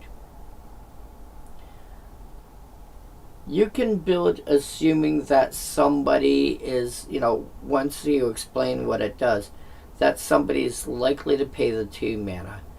And so there's cards that you're going to want to discard. Again, cards that you're going to want to discard. Generally, excess of something, for example, extra lands you don't need. Cards with flashback, cards with jumpstart, cards with escape. Basically, cards that can be played from the graveyard. Cards that want to be in the graveyard to have an effect, for example, Wonder. Cards that you want in your graveyard so you can get them back by other means, such as reanimation. There are ways to reanimate. It's really hard, but there are ways to reanimate in mono blue. The most common way to do it is being able to reanimate an artifact. But there are ways to reanimate in mono blue. So then there's the fact of the discard itself. I have a card like Library of Flying. It lets me put cards back on top of my deck when I go to discard. I have an effect like I have cards that have got Madness that when I discard them, I can pay their Madness cost and cast them that way. Or not their mana, their Madness cost. I have cards like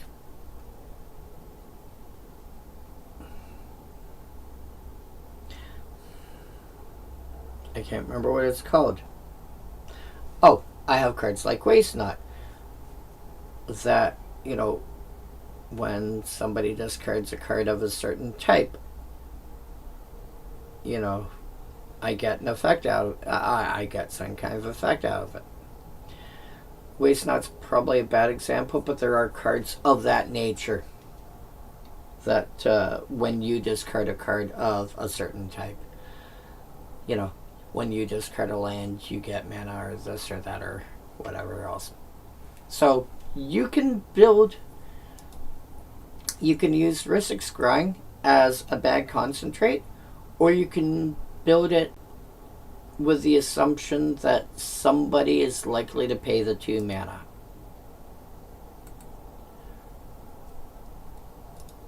Shredded Serpent. Again, going back to the entire thing about Ward, you know, the comparison to Ward.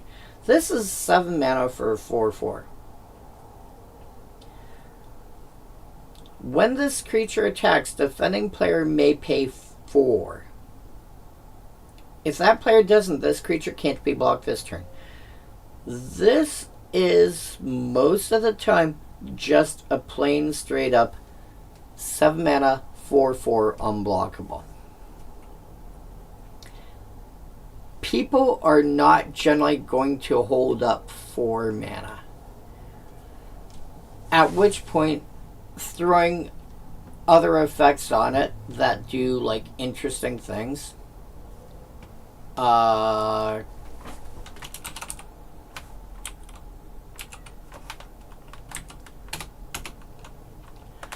Grafted Exoskeleton, for example, it's going to be a 2-hit kill because a quick creature gets +2/+2 and has an effect on a 4/4 that's basically unblockable. So now it's a 6/6. If you give it double strike somehow, just out of curiosity,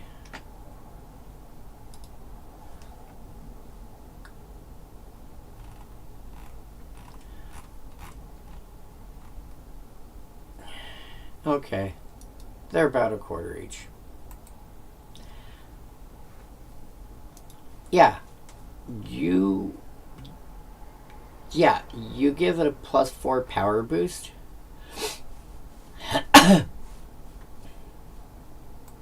and it's basically 1-hit kill because 4 power unblockable.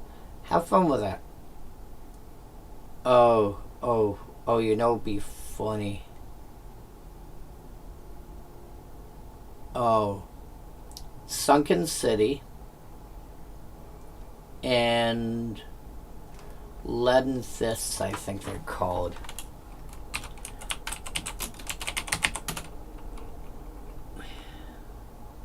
Yeah.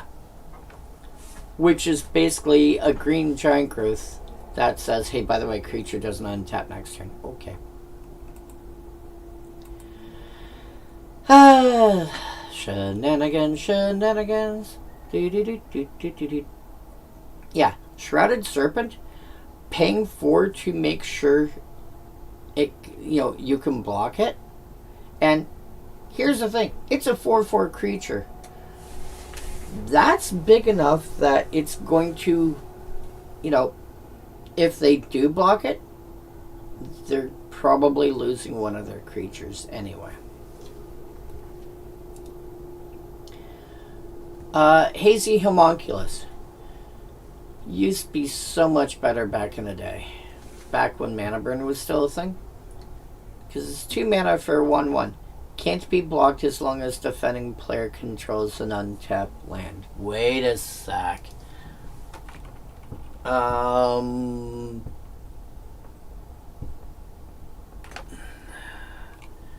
What do you call it?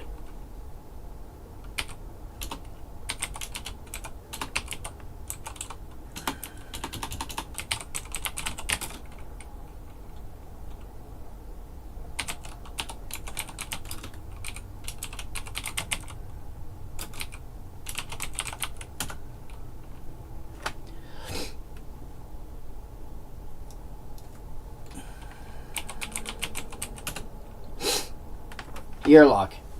A player losing unspent mana causes that player to lose that much life. It brings back mana burn.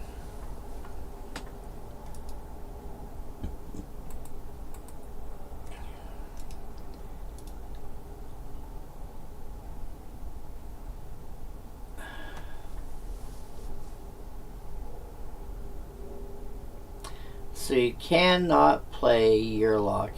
You cannot play Hazy Homunculus in the same deck as Yearlock. But if you can play... If you ever get to 2-headed giant, and one person plays Yearlock, and the other person can play with stuff like this. That being said, people don't like...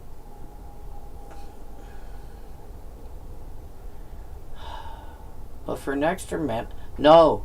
You don't even need an extra mana anymore.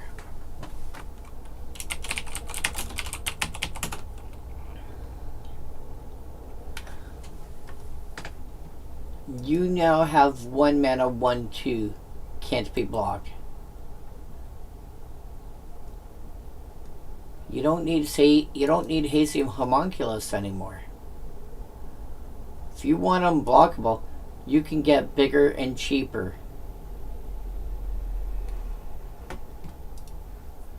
Psychic Theft. Target player reveals their hand. You choose an instant or sorcery and exile it. You may cast it for as long as it remains exiled. At the beginning of the next end step, if you haven't cast it, return it to its owner's hand.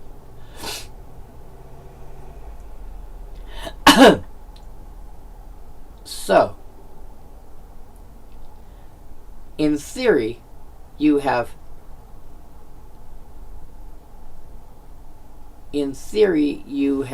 the turn that you cast Psychic Theft to cast the card.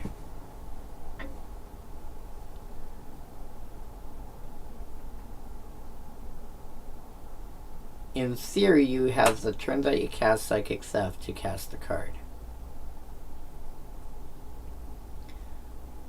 So,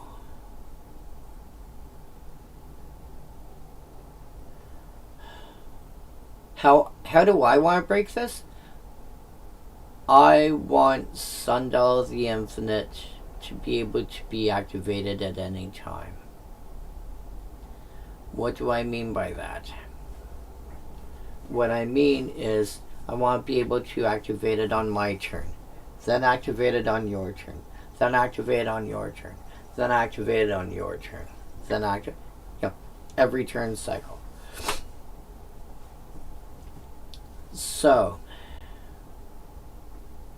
two options are play Simic. Well, the two options I see right away.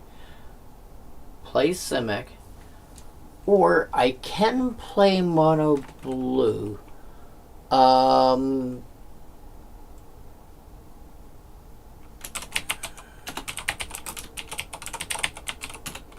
What do you do?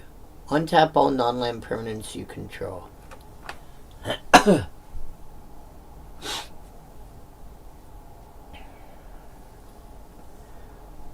Have that on Isochron Scepter, which will untap the Scepter. You want enough non-land set tap for mana.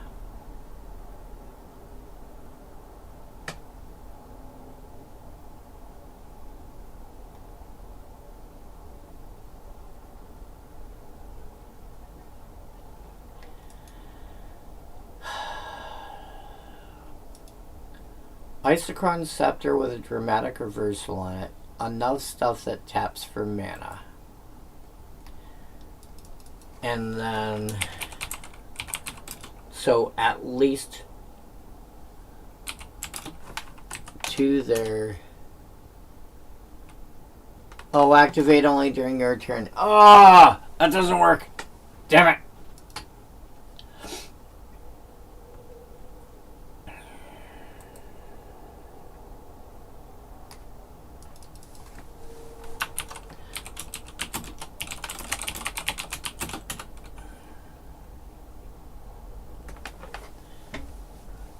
How many ways are there to actually activate to get it? Instant. No. It's not gonna work. Alright. Yeah.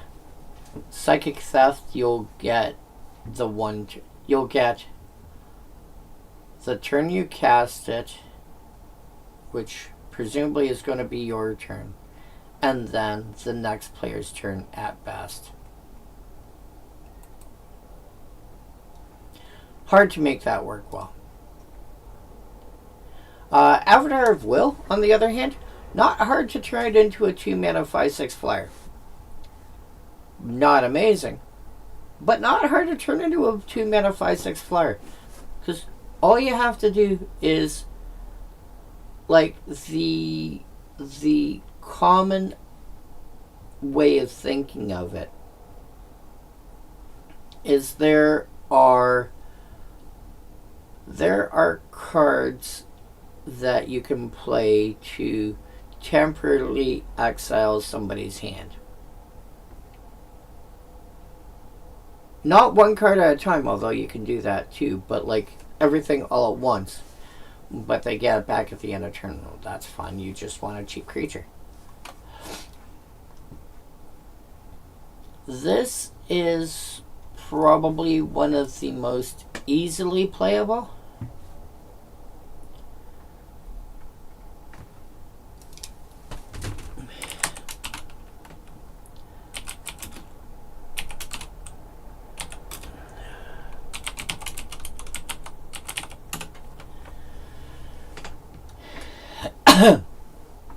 Avatar of Fury. Does somebody have at least 7 lands in play? That's easy. Avatar of Hope. Do you have 3 life and or less? That's going to be hard. Avatar of Might. Does somebody have at least 4 creatures more than you? Not completely unreasonable. Somebody playing squirrels, saplings, elves, something else that spits out a lot of creatures. Avatar of Will is going to require some work usually, but as soon as somebody has no cards in hand and it's your turn, you're good. Avatar of Woe. Does everybody have on average, let's say, 3 creatures in their graveyard? This is cheap. Actually, Avatar of Woe is probably the fastest to get out. Avatar of Will, on the other hand, is going to be probably the easiest to... It might be the easiest to set up because it doesn't require much work. But it's just a 5/6 flyer. It's okay. Gold Squid, on the other hand.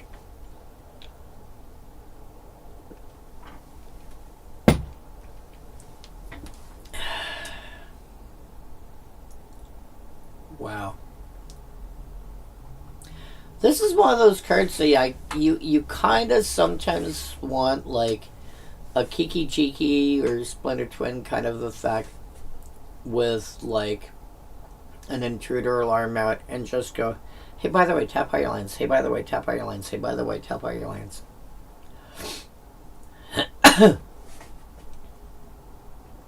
And even, you know, Reflections of the Mirror Breaker, I think it's called. Or Jaxus, where there's some kind of actual cost involved, and you're only doing it like once a turn. It's like, cool. It's even worse if you can pull it off on, cool, on your upkeep, tap all your lands. Fuck off.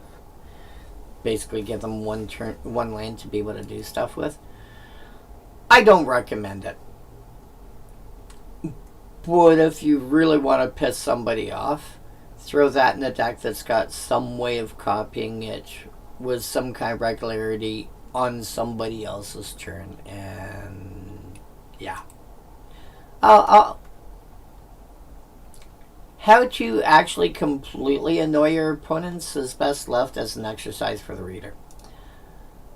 Speaking of discards, Heightened Awareness. As this enchantment enters, discard your hand. At the beginning of your draw step, draw an additional card. It's a 5-mana card, so chances are your hand is going to be low-ish.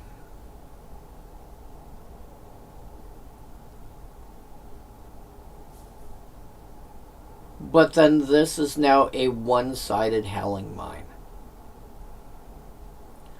That's actually pretty good if you're willing to make do. You know, if you're willing to make do with the drawback of losing your hand at the start of, you know, when it comes into play. Just every turn getting an extra card. This needs to stay in play for like 3 turns.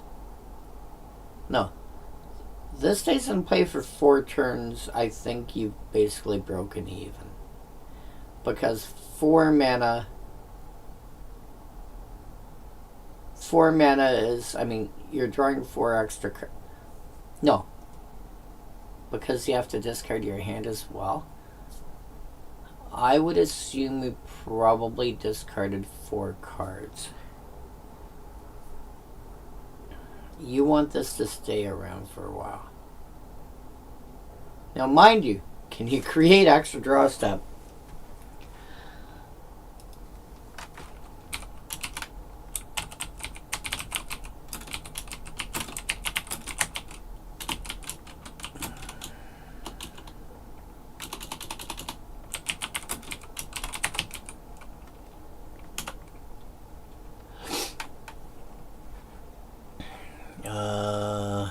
Sort by color. I want ideally additional draw step. Oh!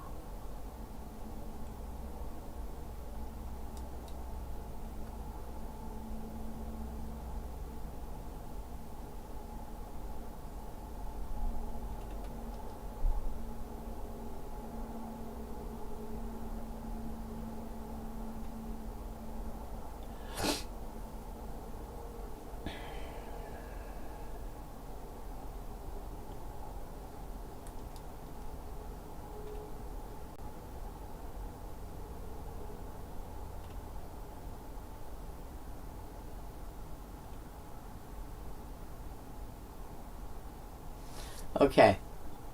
I don't see what I'm looking for.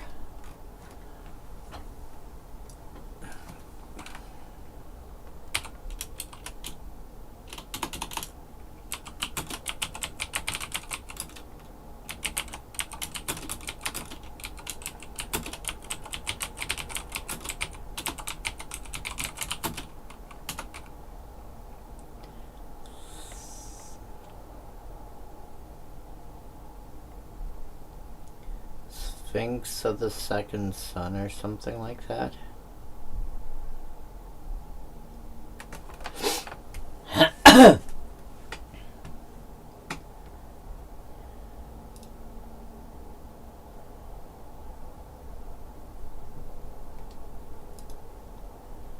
Cyclonus the Saboteur.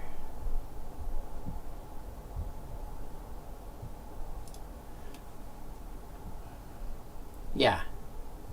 So Shadow the Second Sun. Sphinx of the Second Sun.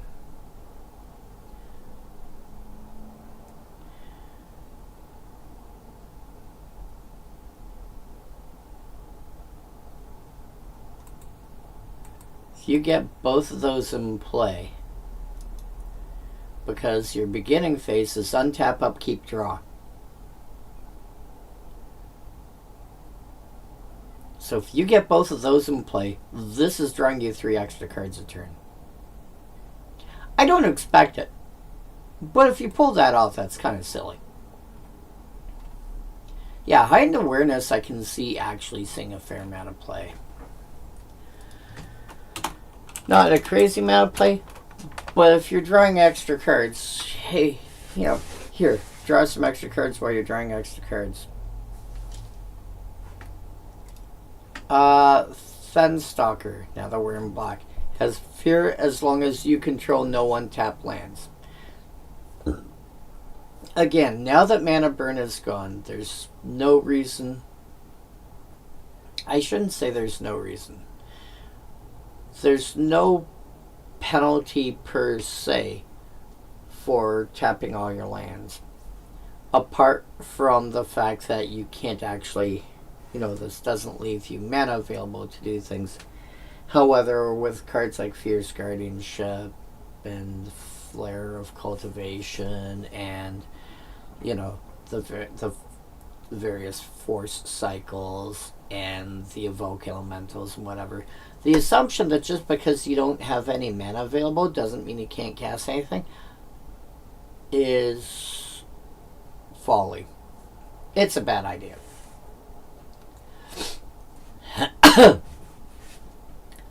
You could still have X, you could still have Y, you could still have Q, you could still have.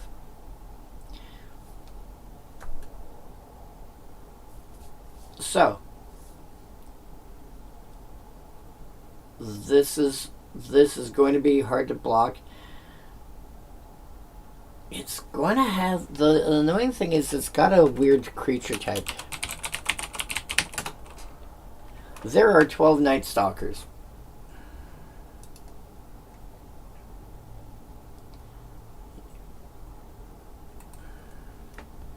None of which seem...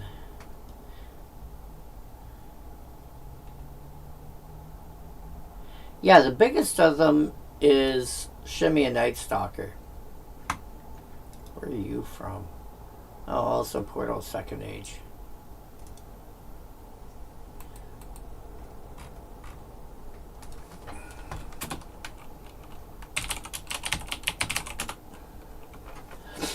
There we go. Yeah, the biggest of them natively is a 4/4.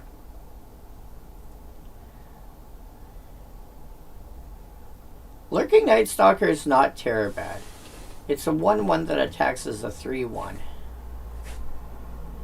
Yeah, Night Stalker Tribal would be difficult to pull off reasonably.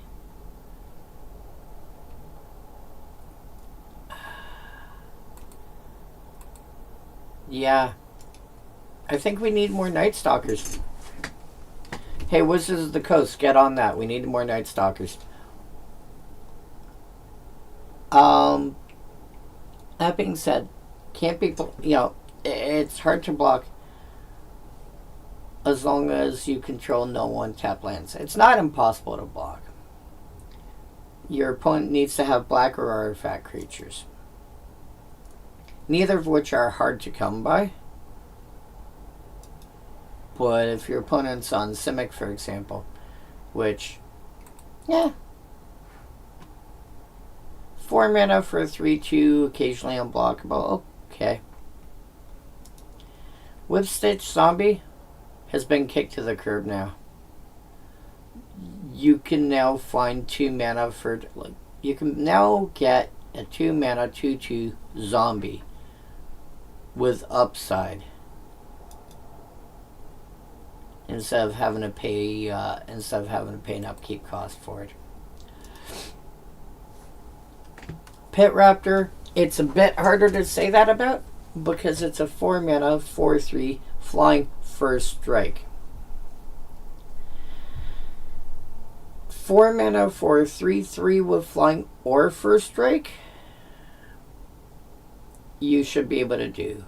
With both, at higher rarity, maybe?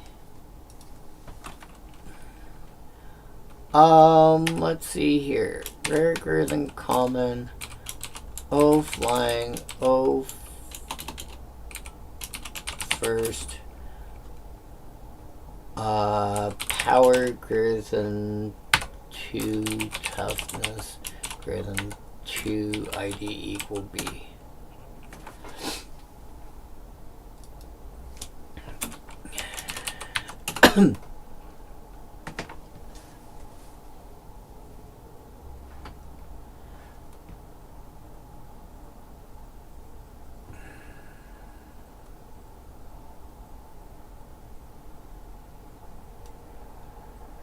Spirit of the Night, Yawgmoth Demon,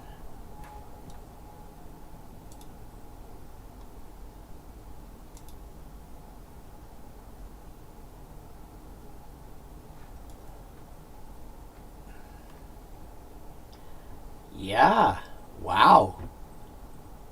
If you're looking for something that's got flying and first strike, you need an effect like Cairn Wanderer, Soul Flare, etc.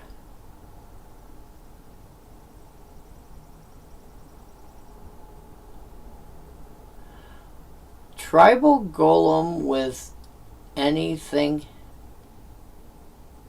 Tribal Golem with anything that's a changeling would work.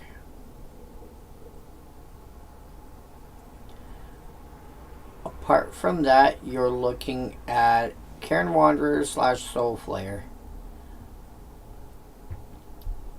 Spirit of the Night, Yawgmoth Demon to actually have it, or Pit Raptor. Yeah, wow, okay. Difficult combo to come up with.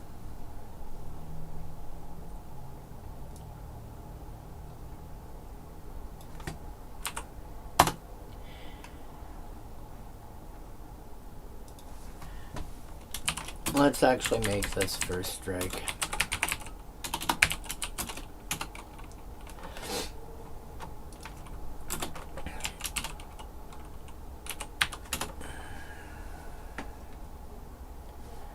Gurmag Swiftwing. Gurmag Swiftwing. Drana, Liberator of Malakir.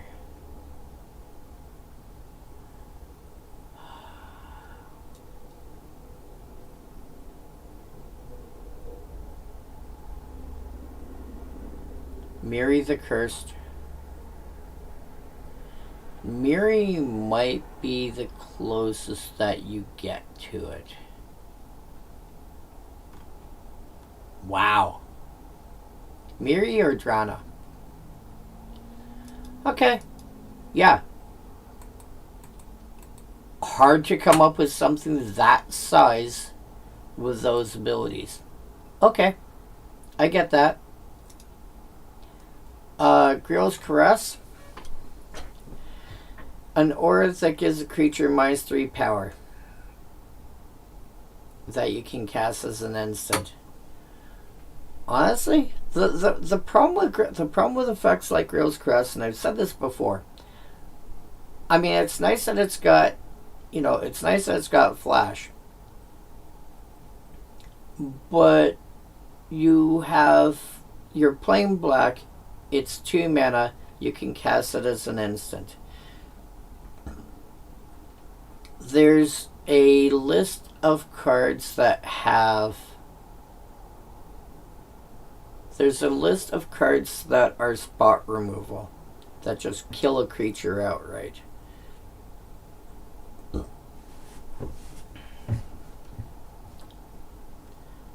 For 2 mana. Ultimate Price and Cast Down come to mind off the top of my head. Your various edict effects, a lot of them are 2 mana. Some are 3, but a lot of them are 2. Some of them even have ways to replay them. Grill's Caress, to me, is the kind of card that you...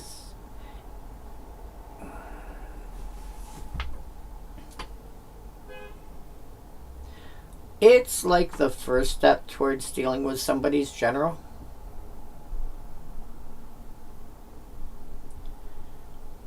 It's not the best option, but it's the first step towards dealing with somebody's general. In a way that you don't want to kill it. If it's a combat-based card, for example, you can kind of shut down a lot, especially if it's a damage-based trigger. Something involving fight, this can actually do a lot about it. But realistically, you're paying 2 mana at instant speed. You should be able to do more than just -3 power.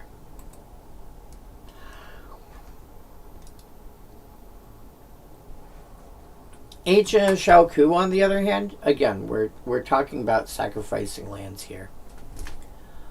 2 mana for 1/1. Pay 2 and sack a land to give target creature +2 power till end of turn. You do have to remember, it's target creature, not target creature control. If you, speaking of fight, if you are doing, if this creature is fighting that creature, you can go, okay, cool, I'll pay 2 mana, sack a land, and that'll make the fight a little more even. You owe me on this. Wait, what? Yeah, your creature's now bigger, so it's gonna... So that trade is more likely to actually... Yeah. Have fun with that. There's other reasons to give creatures, more power. Combat damage is obviously the most common ones, but there's, destroy target creature power 4 or greater. If I make that creature bigger, You want to use your removal spell on that instead? What? I'm going to lose a land for it, but if I make that creature bigger, you want to kill it? Because destroy target creature power 4 or greater. Or, you know, or there's mass removal spells that only hit the big creatures, etc. Again, ways to use it. Steal strength. I'm going to steal +1/+1 from you and give it to me.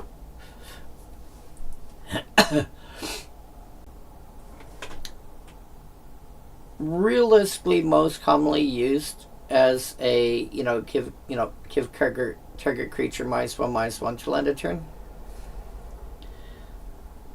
but has to target his second one.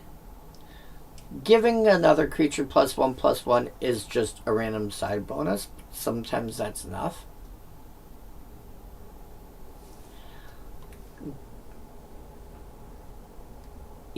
Or I'll give your Blightsteel Colossus -1/-1 till end of turn. Okay, that doesn't really matter. And I'll give your other creature +1/+1. Your other creature that's got infect +1/+1 till end of turn. And well, okay, you get to kill 2 players now. Wait, what?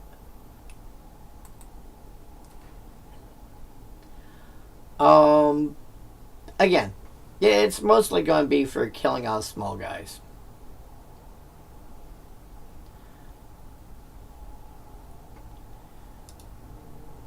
But, it's fine. Honestly, I would rather play almost any of these cards over Steel Strength and Creel's Caress. But Steel Strength does have its uses. Flay, on the other hand, the biggest problem with Flay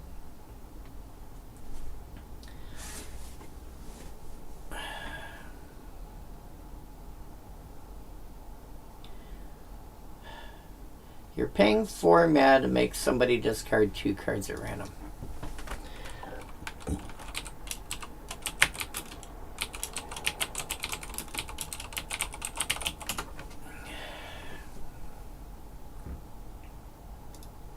Sort by color.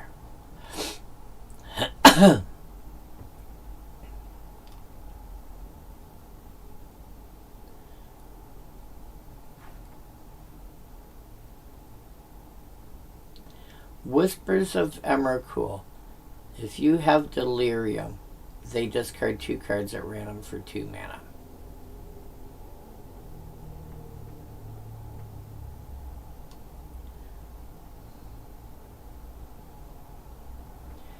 Torok, Tricantor. If you kick it, it's 4 mana for a 4/3 with protection from white that comes into play and makes an opponent discard 2 cards at random.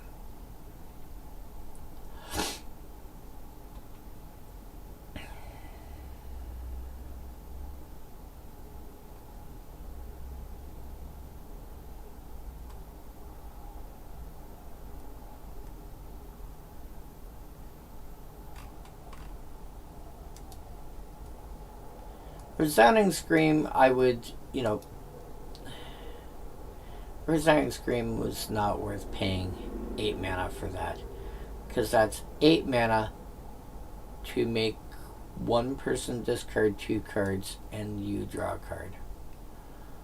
I think 3 would have done it. I think 3 would have made it playable. Oh, and then there's Hymn to Turak, which is, incidentally, that's banned in Pauper. Whispers of Emrakul is only uncommon. Yeah. But, yeah, just... because for at least one sorry. Like, my problem with Flay is that there's no good place to play it. If I just want to make somebody discard 2 cards, making somebody discard 2 cards is actually fairly easy. You know, I like Wrench Mind.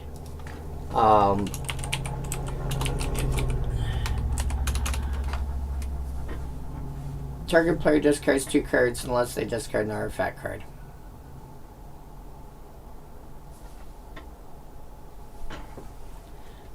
Guess what?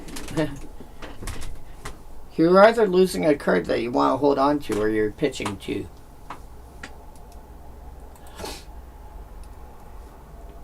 Oh, but they get to choose. It's not random. Okay.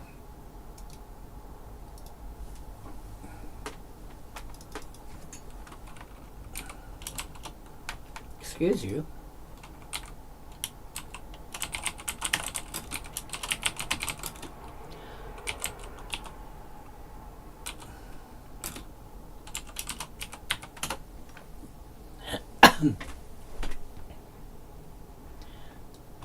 Sort by mana value.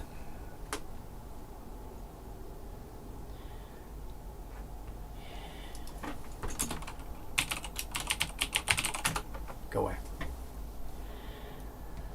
Alright, so Insidious Bookworms, when it dies, you can pay 2 to make somebody discard a card at random. Mind Twist.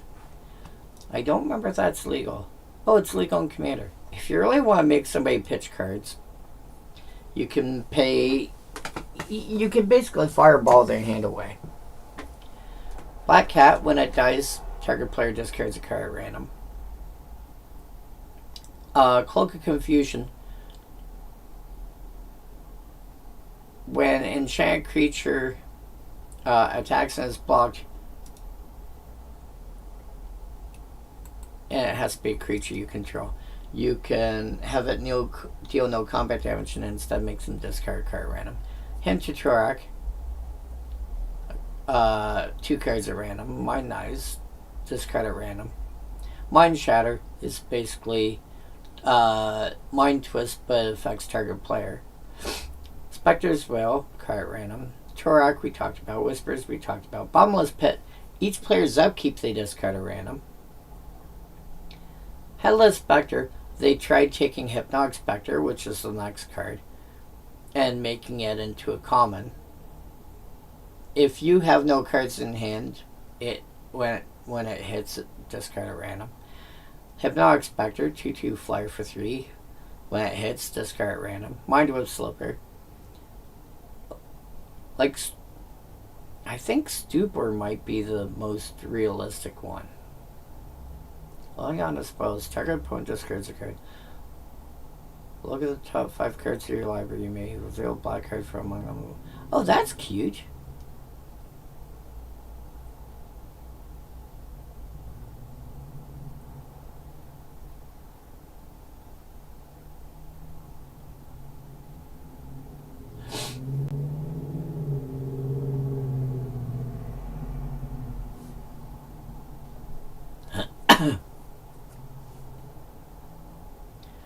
Most commonly, you're going to make somebody discard 1 card.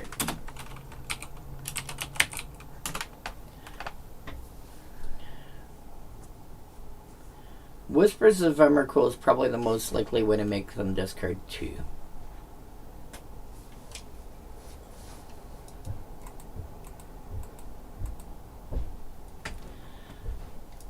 But it's not that, like... The thing is, because Whispers is 2 mana with Delirium, realistically it probably means it's worth 3 mana. Compare that to Flay. And because it's 1 mana, it's just like, oh, okay. I probably have an extra mana floating around. I just have to rummage under the couch cushions and find the extra mana. Fog Elemental. Bog Elemental requires some build around. It's a 5 mana 5/4 creature with protection from white, which means it can't be hit by like Swords to Plowshares or whatnot. But your upkeep you have to sack a land. You can probably afford to do that for a turn or two. But a card like that, I wouldn't want to put into a deck that didn't have an effect like Walking Atlas, for example. That lets me put extra lands into play from my hand. And something along the lines of Crucible Worlds that lets me replay lands from my graveyard. So I end up with basically, essentially I get 2 land drops a turn that way. That being said, for an extra mana I get Isan's Shade, which has got an extra point of toughness and no drawback to it.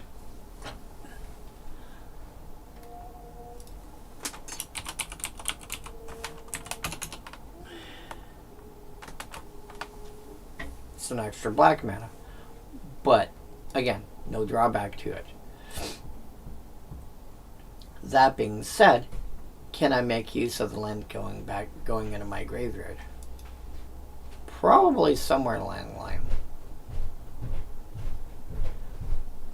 You know, whenever a land card is put into your graveyard from the battlefield. Hilariously, you know, throw it in the deck that's got Dryad Arbor, and that's like whenever a creature dies triggers. Again, there are ways to build around it. Coffin Puppets. 5 mana for a 3/3 that you can sack 2 lands to reanimate itself. Only during your upkeep and only if you control a swamp. You're playing black. You're probably playing with swamps.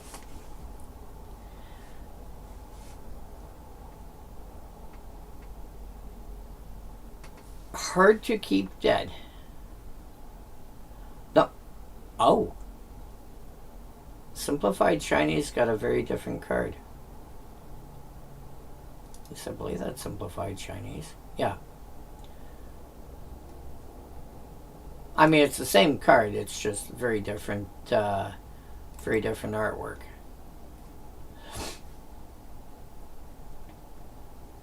But yeah. Again, and the lands can be tapped for some other effects. So, for example, if you have to pay an upkeep cost, okay, cool, I'll pay the upkeep cost, and then now that the mana is in my mana pool, I'll sacrifice the lands to the Coffin Puppets. Not a great card, but if you want a zombie that has the ability to keep coming back, it's another option you have access to.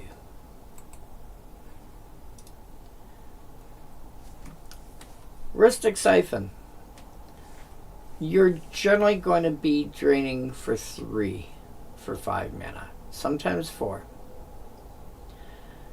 Being able to drain for 5, which is a 10-point life swing, is a lot. But to be able to pull that off, somebody has to not pay the 3 mana.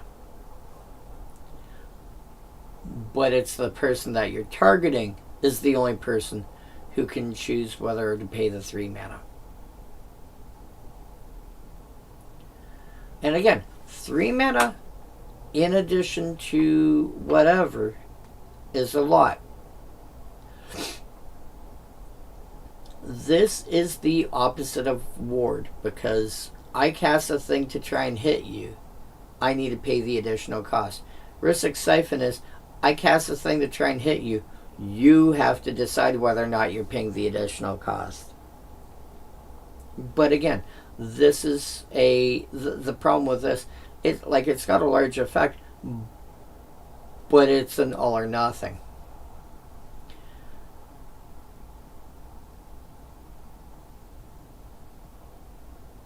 You know, compare that to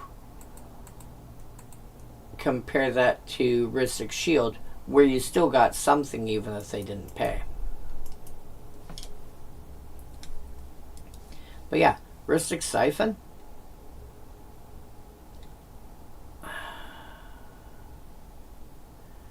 I think you can get away with this in most games. And you're going to have to keep an eye on, like, you can't just turn 5 play this. You're going to have to watch to see when somebody's you're going to have to watch to see who am I going to want to, who do I want to target, and when is a good time to target them. And keep in mind, because we are talking a multiplayer game, who you want to target this turn might not be the same person that you want to hold for it for next turn.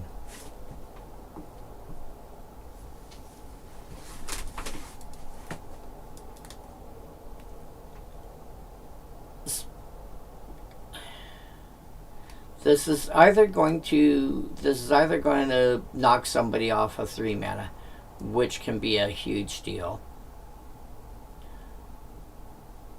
And here's the other thing. People usually only have like 2 mana up if they have. Rhystic, so yeah.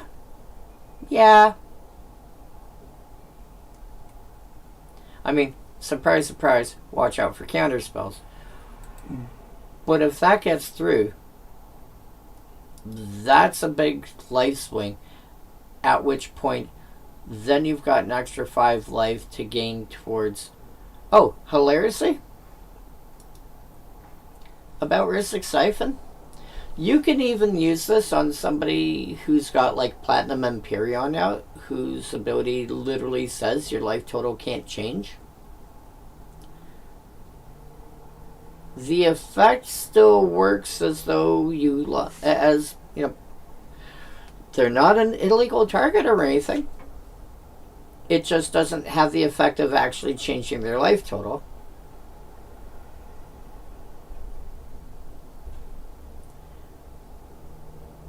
But you gain 5 life, which is useful if you want to use an effect like, I don't know, Bolas' Citadel, which lets you pay life to cast the top card of your deck. Outbreak. Oh, Outbreak. A lot of cards. So, 4 mana, but you can pitch a swamp instead of paying its cost.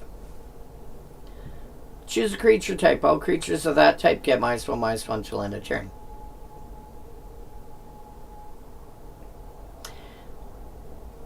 Any deck that has cheap creatures, any deck based around a certain creature type that's going to have cheap creatures is going to be affected by this. Elves, goblins, saplings,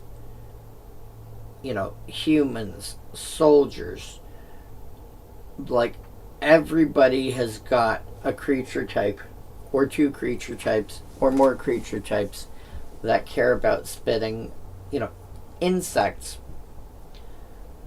about spitting out a bunch of small cheap creatures. And this can just be like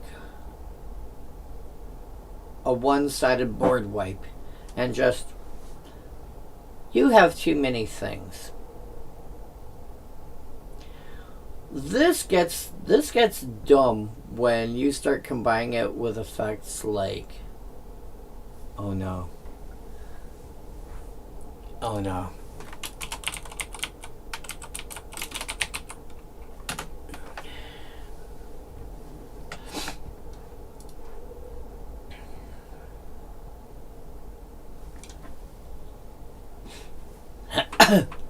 When she enters, each other creature gets -1/-1 till end of turn. Whenever a creature dies this turn, each creature other than Massacre Girl gets -1/-1 until end of turn. Yeah, she's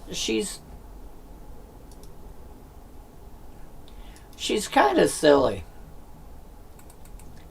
You put Outbreak in a deck like that, and because Massacre Girl is whenever a creature dies, if this causes 3 creatures to pop,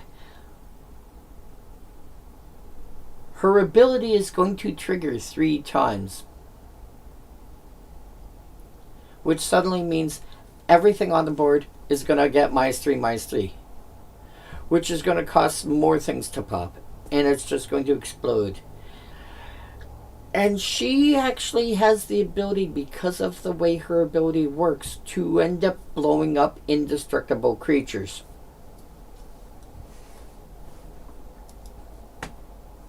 It's going to be a massacre, girl. Yeah, Outbreak.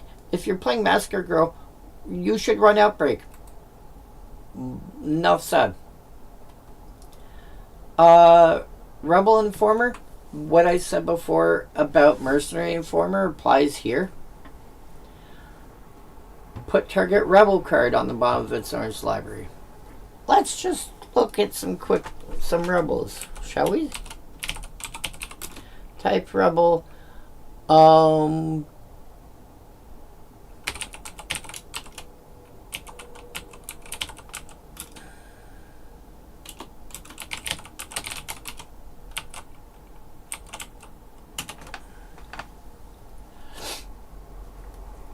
Big Game Hunter sees play.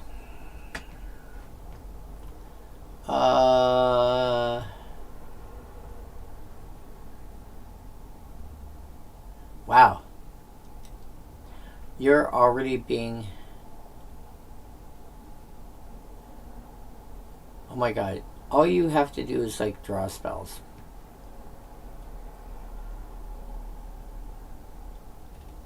Wow. Final Fantasy's got a decent number of rebels that see play. I guess it makes sense because of the storyline.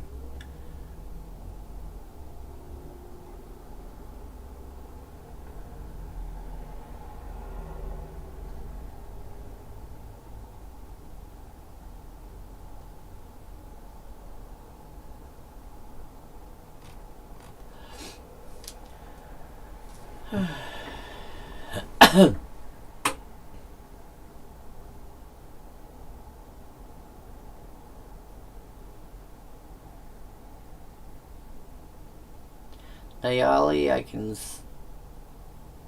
Okay. Yeah, there aren't that many rebels that actually legitimately see play. It's kind of interesting. It's going to affect changelings more than it's going to affect actual rebels, I think.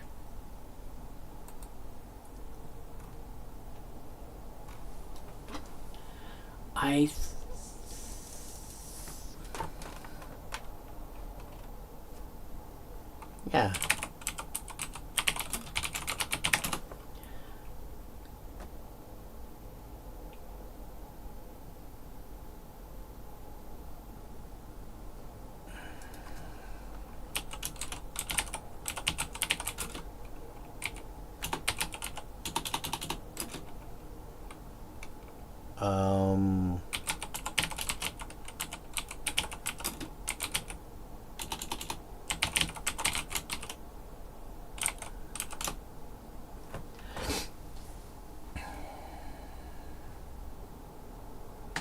Wow.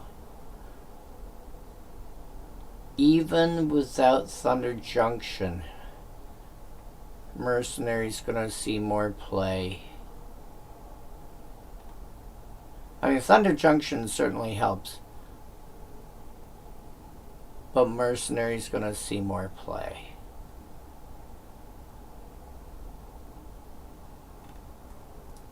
Huh. Okay, weird.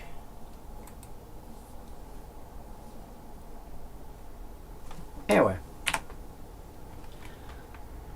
Red. We got red. It knows how to use it. So Spur Grappler. This is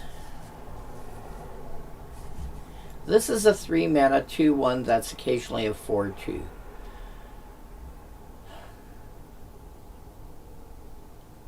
I know for 3 mana you can get a 3/2.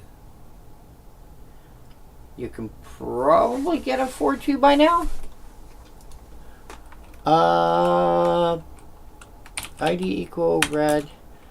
Power greater than 3. Toughness greater than 1. Math value equal 3.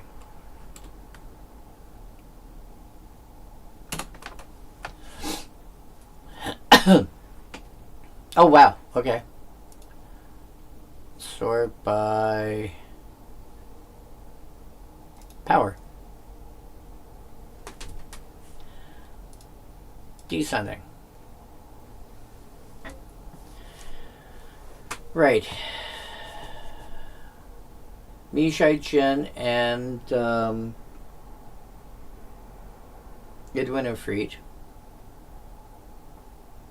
are gonna be a thing. Gadrak.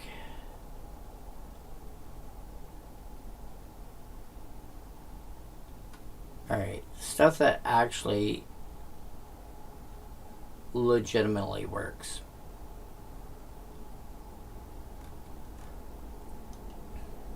So, we're talking stuff that does not have a upkeep cost or some other drawback. Can't attack unless you control. Gadrak you can get around. Gadrak you can get around. Can't attack unless you control 4 or more artifacts. It's not hard. The beginning of your round step, create a treasure token for each non-token creature that die this turn. Play a few cards like Pyroclasm.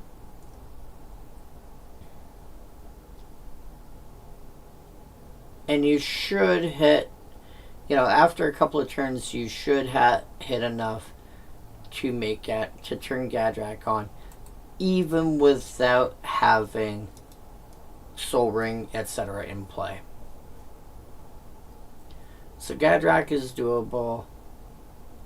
Kosisma I would count if I don't care about combat and I care about stuff like fight and pandemonium and whatnot. Anap works. 4/2 trample at uncommon. Balls Invoker. Give me a sec here.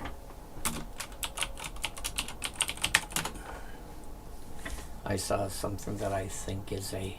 Okay, apparently it's just the one. Balls Invoker. 4/2 for 3. So the same size as a pumped... what were you called? Spur Grappler.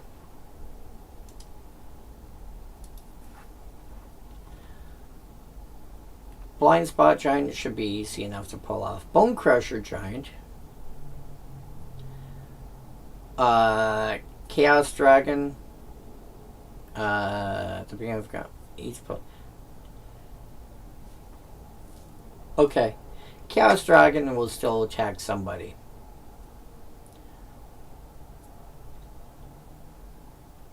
Dreamstalker Manticore. Yep. It is still 3 mana 4/3.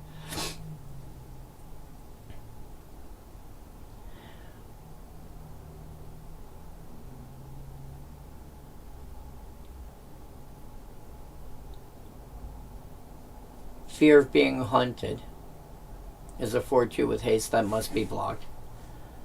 Frenzied Raptor is a 4/2 vanilla. Giant Cindermoth, 4/3 trample. Players can't gain life. Yeah, there's enough creatures that are at least the size of the Spur Grappler. A pumped Spur Grappler that you don't need to worry about running a Spur Grappler. Fault Riders. 3 mana for a 2/2. Sack a land to give it +2/+0 and first strike till end of turn. Back in the day, this was good because 3 mana for a 2/2 Grey Ogre was your base starting point. The problem with Fault Riders is, just as I was saying from Spur Grappler, getting a 4/2 in and of itself is not that hard. It's not that hard these days. It's actually fairly easy. The kicker here is this also gets first strike. So, can I get my creatures first strike fairly easily?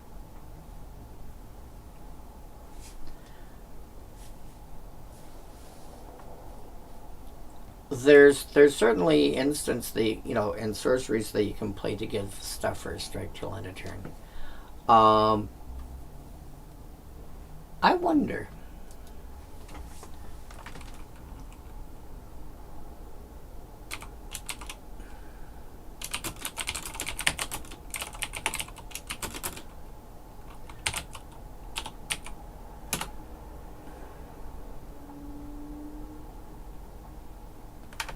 $15 cards.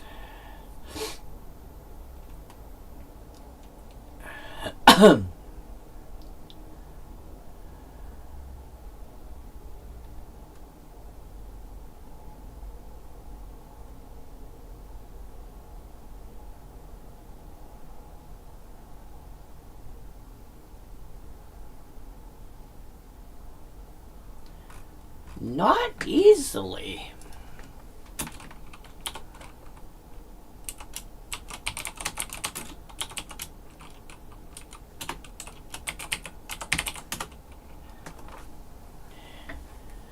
Aki Coalflinger can give attacking creatures. Crown of Fury, you can sack it to give creatures that share a type with it, first strike. Highland Berserker requires an ally to enter. Inner Flame Igniter might be the easiest way. Karlach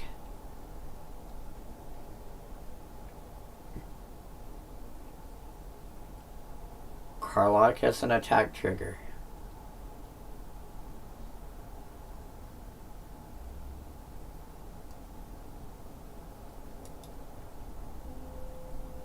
And Legion Loyalist potentially.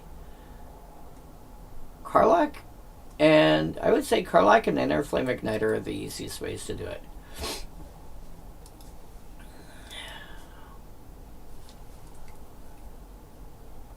I don't know. This one's iffy. Hilariously, the easiest way I think to deal with first strike is to have the bigger butt. What? Yeah, have a bigger butt. Because if this is 4 points of first strike, if your creature has got 5 toughness, it survives and thus is able to swing back. Just putting it out there.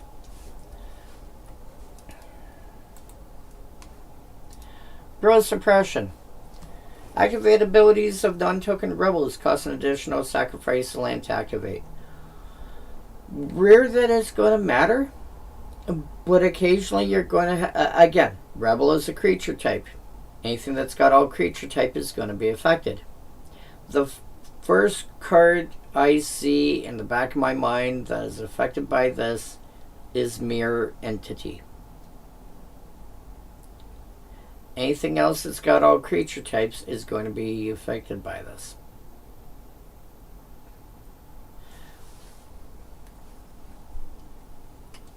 I don't think I would play it in most decks,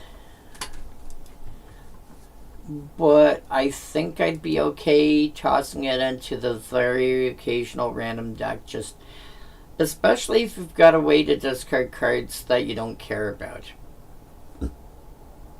You know, shapeshifters or spell shapers, for example, or something of that nature, where you can just discard cards that Cool, I'm going to discard a card to this effect to do this other thing instead.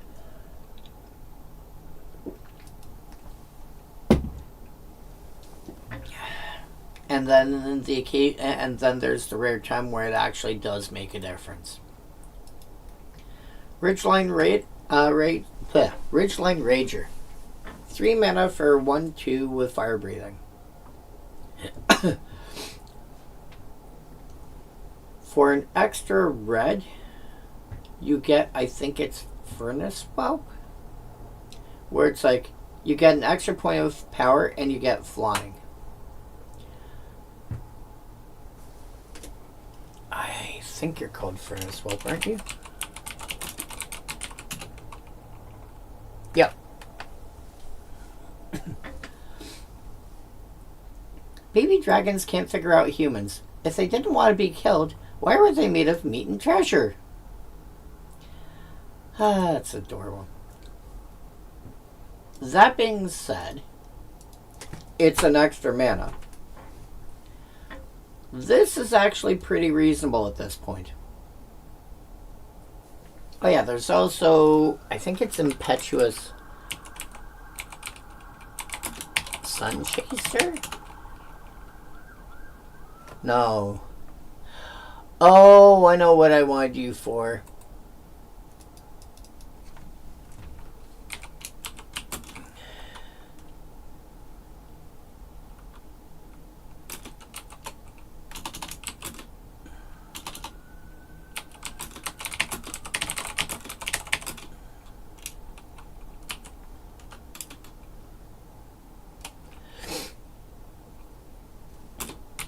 Value equal to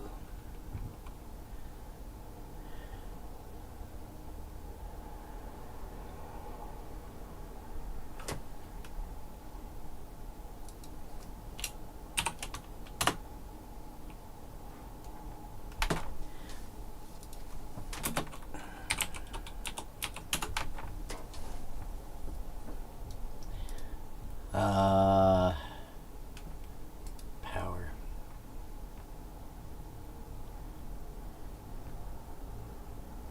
Dragon Hatchling gets it for 2.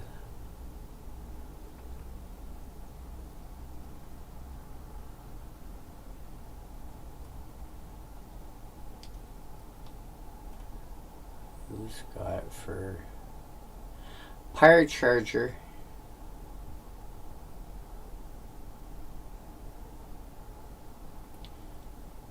Alright, so you can reasonably get it for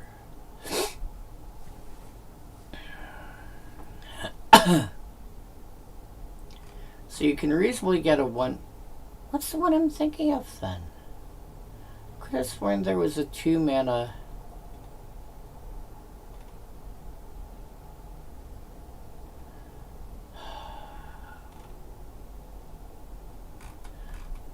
Maybe it's just Dragon Hatchling I'm thinking of.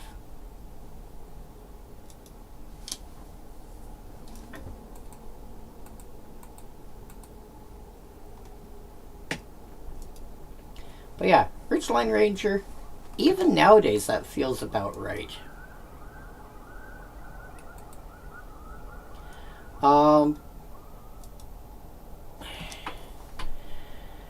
Because you're generally looking at like a 1/1.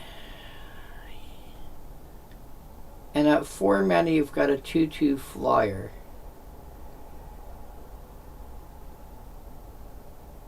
Yeah, Ridgeline Rager, it's somewhere in that weird spot where it's there-ish. But a lot of the cards that I want to play that have got Fire Breathing are either at 2 or at 4. That being said, you know, creature type beast. Are you playing Beast Tribal and you want Fire Breathing? Killing Berserkers. This attacks as a 5/3.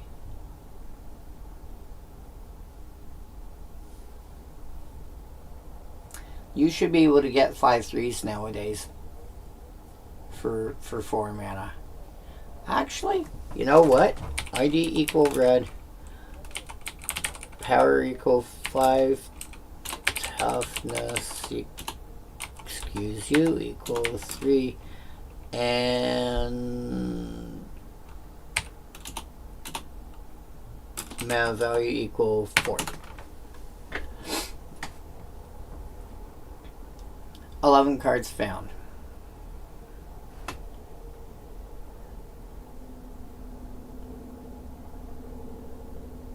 Initiative. This has got haste and champions. This deals 2 damage on your upkeep to all your other creatures. Goblin Mutant can't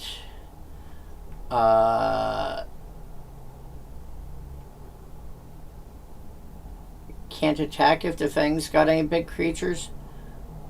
Can't block any big creatures. Only good against minions, but Insatiable Gorgers must attack each turn of Fable. Attacks each turn of Fable. 5/3. Wow, that's really good. 5/3 with reach. These two will die at the end of turn, but okay. So there's some option. There are some 5/3s. Like Ripchain Razorkin is really, really good. I think we're at the point where Keldon Berserker. The only reason to run Keldon Berserker instead of one of them is if you are playing with like attack trigger duplication, in which case it's not attacking as a 5/3, it's attacking as an 8/3, which makes a little more difference. Scoria Cat, 5 mana for a 3/3. It's a 6/6 if you've got no untapped lands. That's literally all it does.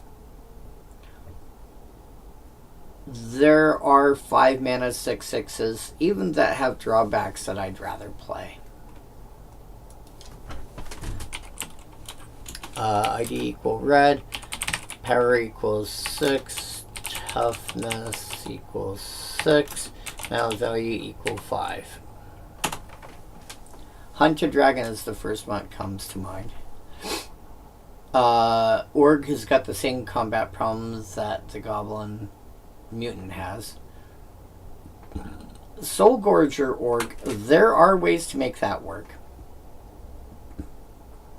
Again, Platinum Angel, Platinum Empyrean, stuff of that nature, that says you can't lose the game or your life total can't change. Actually, how does Soul Gorger Org combine with one that's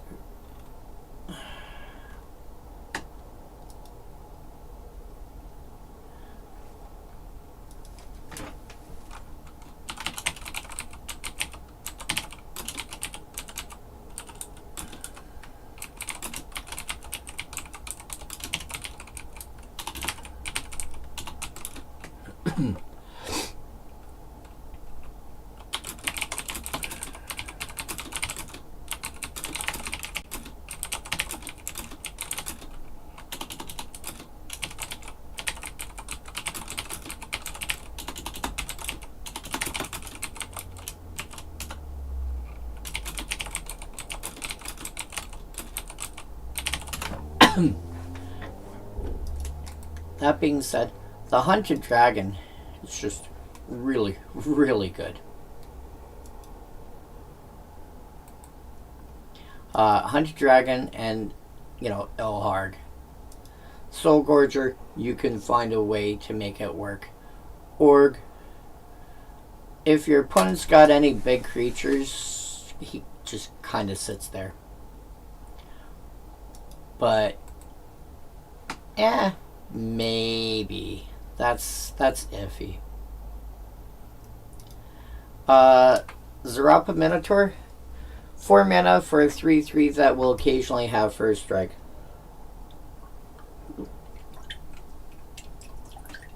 There's no difference between bone and crystal when it's piercing your throat. Oh, fair statement. Also a Minotaur. Are you playing Minotaur Tribal? If you're playing Minotaur Tribal, not a terrible card, actually.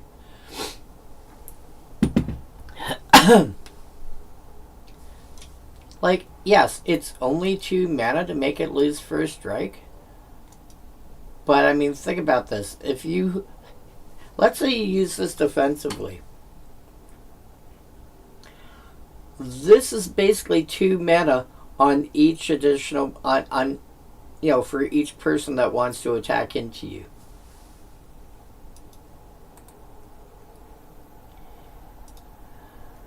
Branded Brawlers, you now have 2/2s. Now you get 2/2s with haste for 1 mana at common.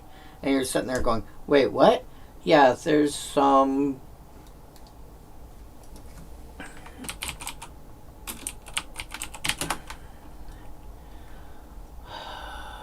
Yeah, Goblin Tomb Raider. Turn 1. Great Furnace. The red artifact land from Mirrodin block. Actually, from Mirrodin. Tap. Play Goblin Tomb Raider. Because it's an artifact land. It's the 1/2. Hey, look, I control an artifact. Hits a 2/2 with haste. Thunk. Enjoy.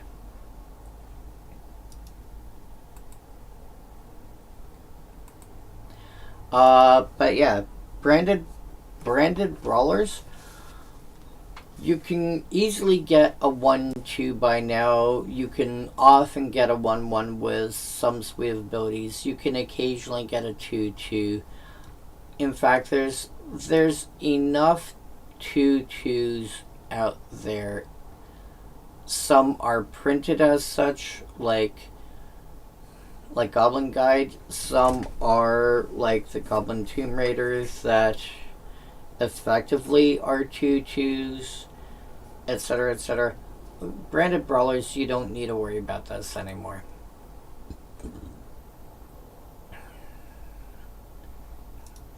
Web Sergeant. 1 red, 2 other for a 2/1. Pay red. Target creature gains haste till end of turn. If you want activated haste that doesn't require a creature to tap, this is a decent starting point. Also, Palo Prente. 183 cards. Wow. Sort by color. Let's go descending. Let's see what lands you've got. You have a mountain.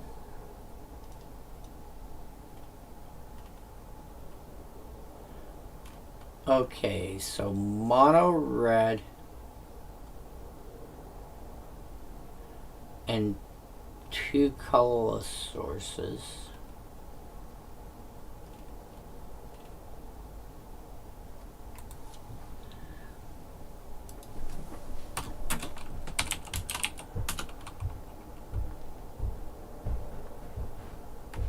Nice.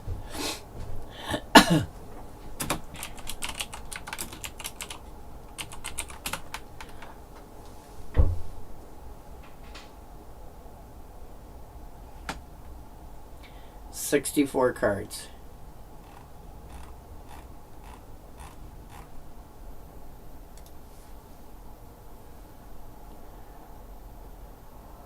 One, two, three. So 61. Huh. You would have to play them all.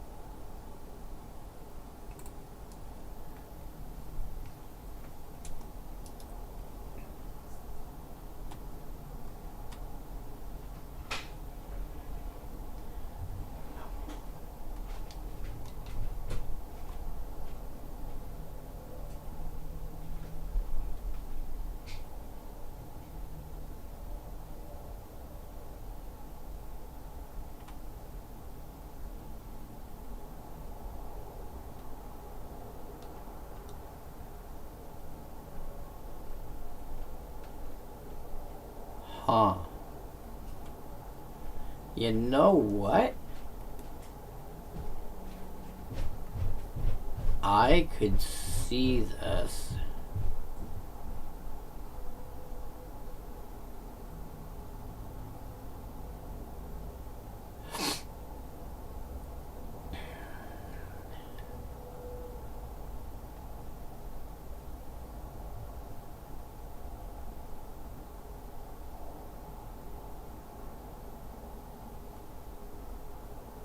It's kind of questionable what kind of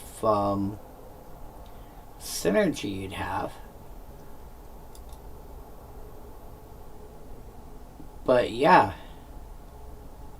Add 36. So you'd run 37 mountains and you'd have 2 other lands to run.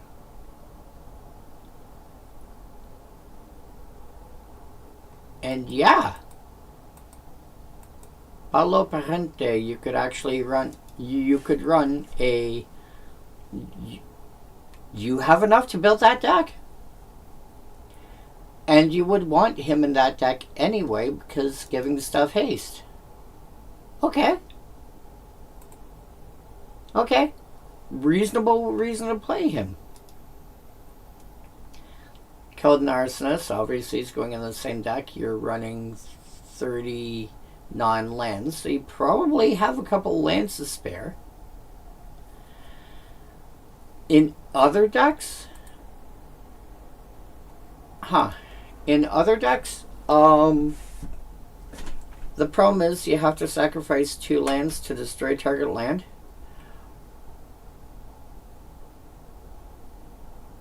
I think it's a bit expensive for that. You have to be at a point where you're at a mana superiority. Not easy, but you know, in standard you were looking at, you know, potentially 4 Pillage and 4 Stone Rain in the same deck. You add this to that, and sure, I may be losing 2 lands, but I'm knocking you back down to 1. Is not completely unreasonable. So, in standard, I could have seen this being a thing. But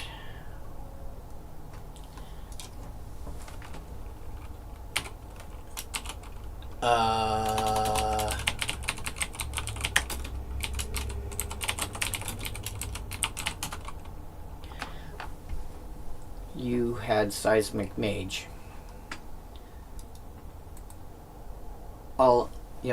A turn later.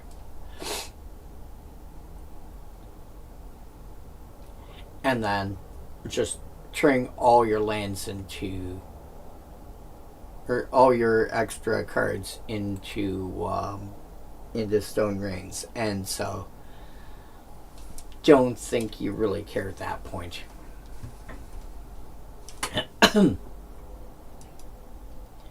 Although mana-wise, this is more cost efficient.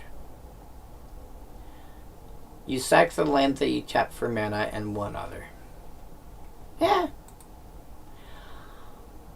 It's, again, because you're sacrificing 2 lands, you need at least Crucible of Worlds to keep it going.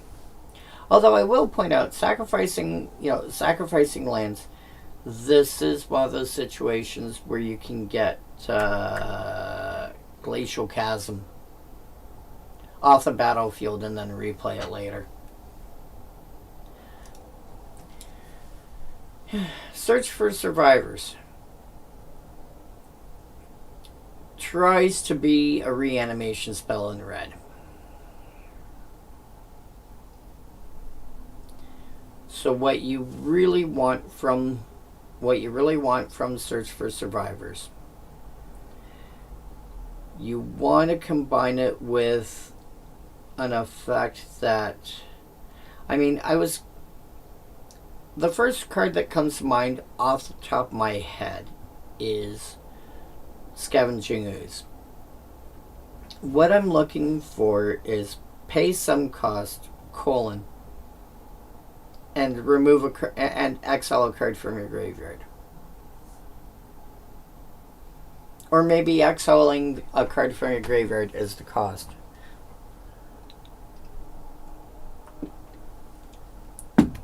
As long as you've got the ability to pick and choose what cards you're getting rid of. You do that, and then you cast Search for Survivors. And if all you've got left is creatures, cool. Thank you. Especially if you've managed to get rid of like any small creatures. So anything that's left in your graveyard is, 5, 6, 7 mana. Oh, thank you for giving me my dragon back. Oh, okay.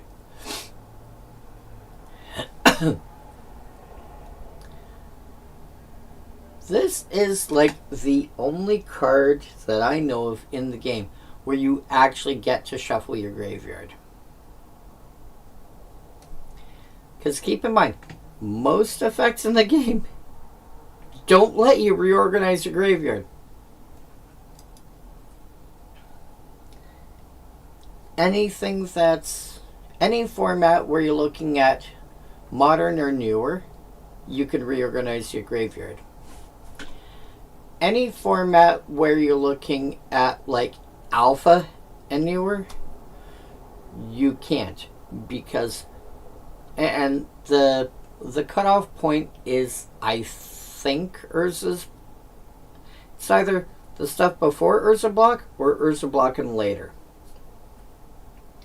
Because there's cards in the game that care about, like, here's a card. Is there a certain kind of card on top of it in the graveyard? Like, or exile the top creature card of your library or of your graveyard and stuff like that. And so certain cards actually care about the order of the graveyard.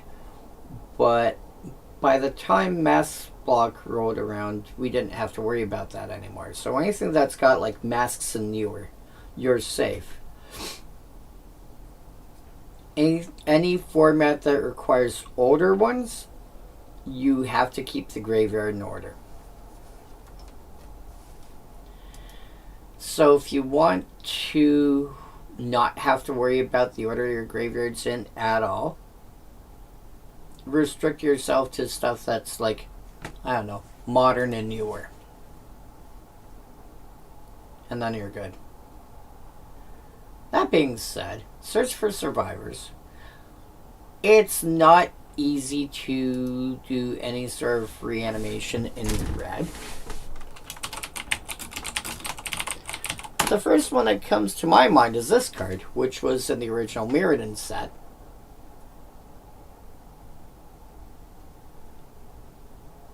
What?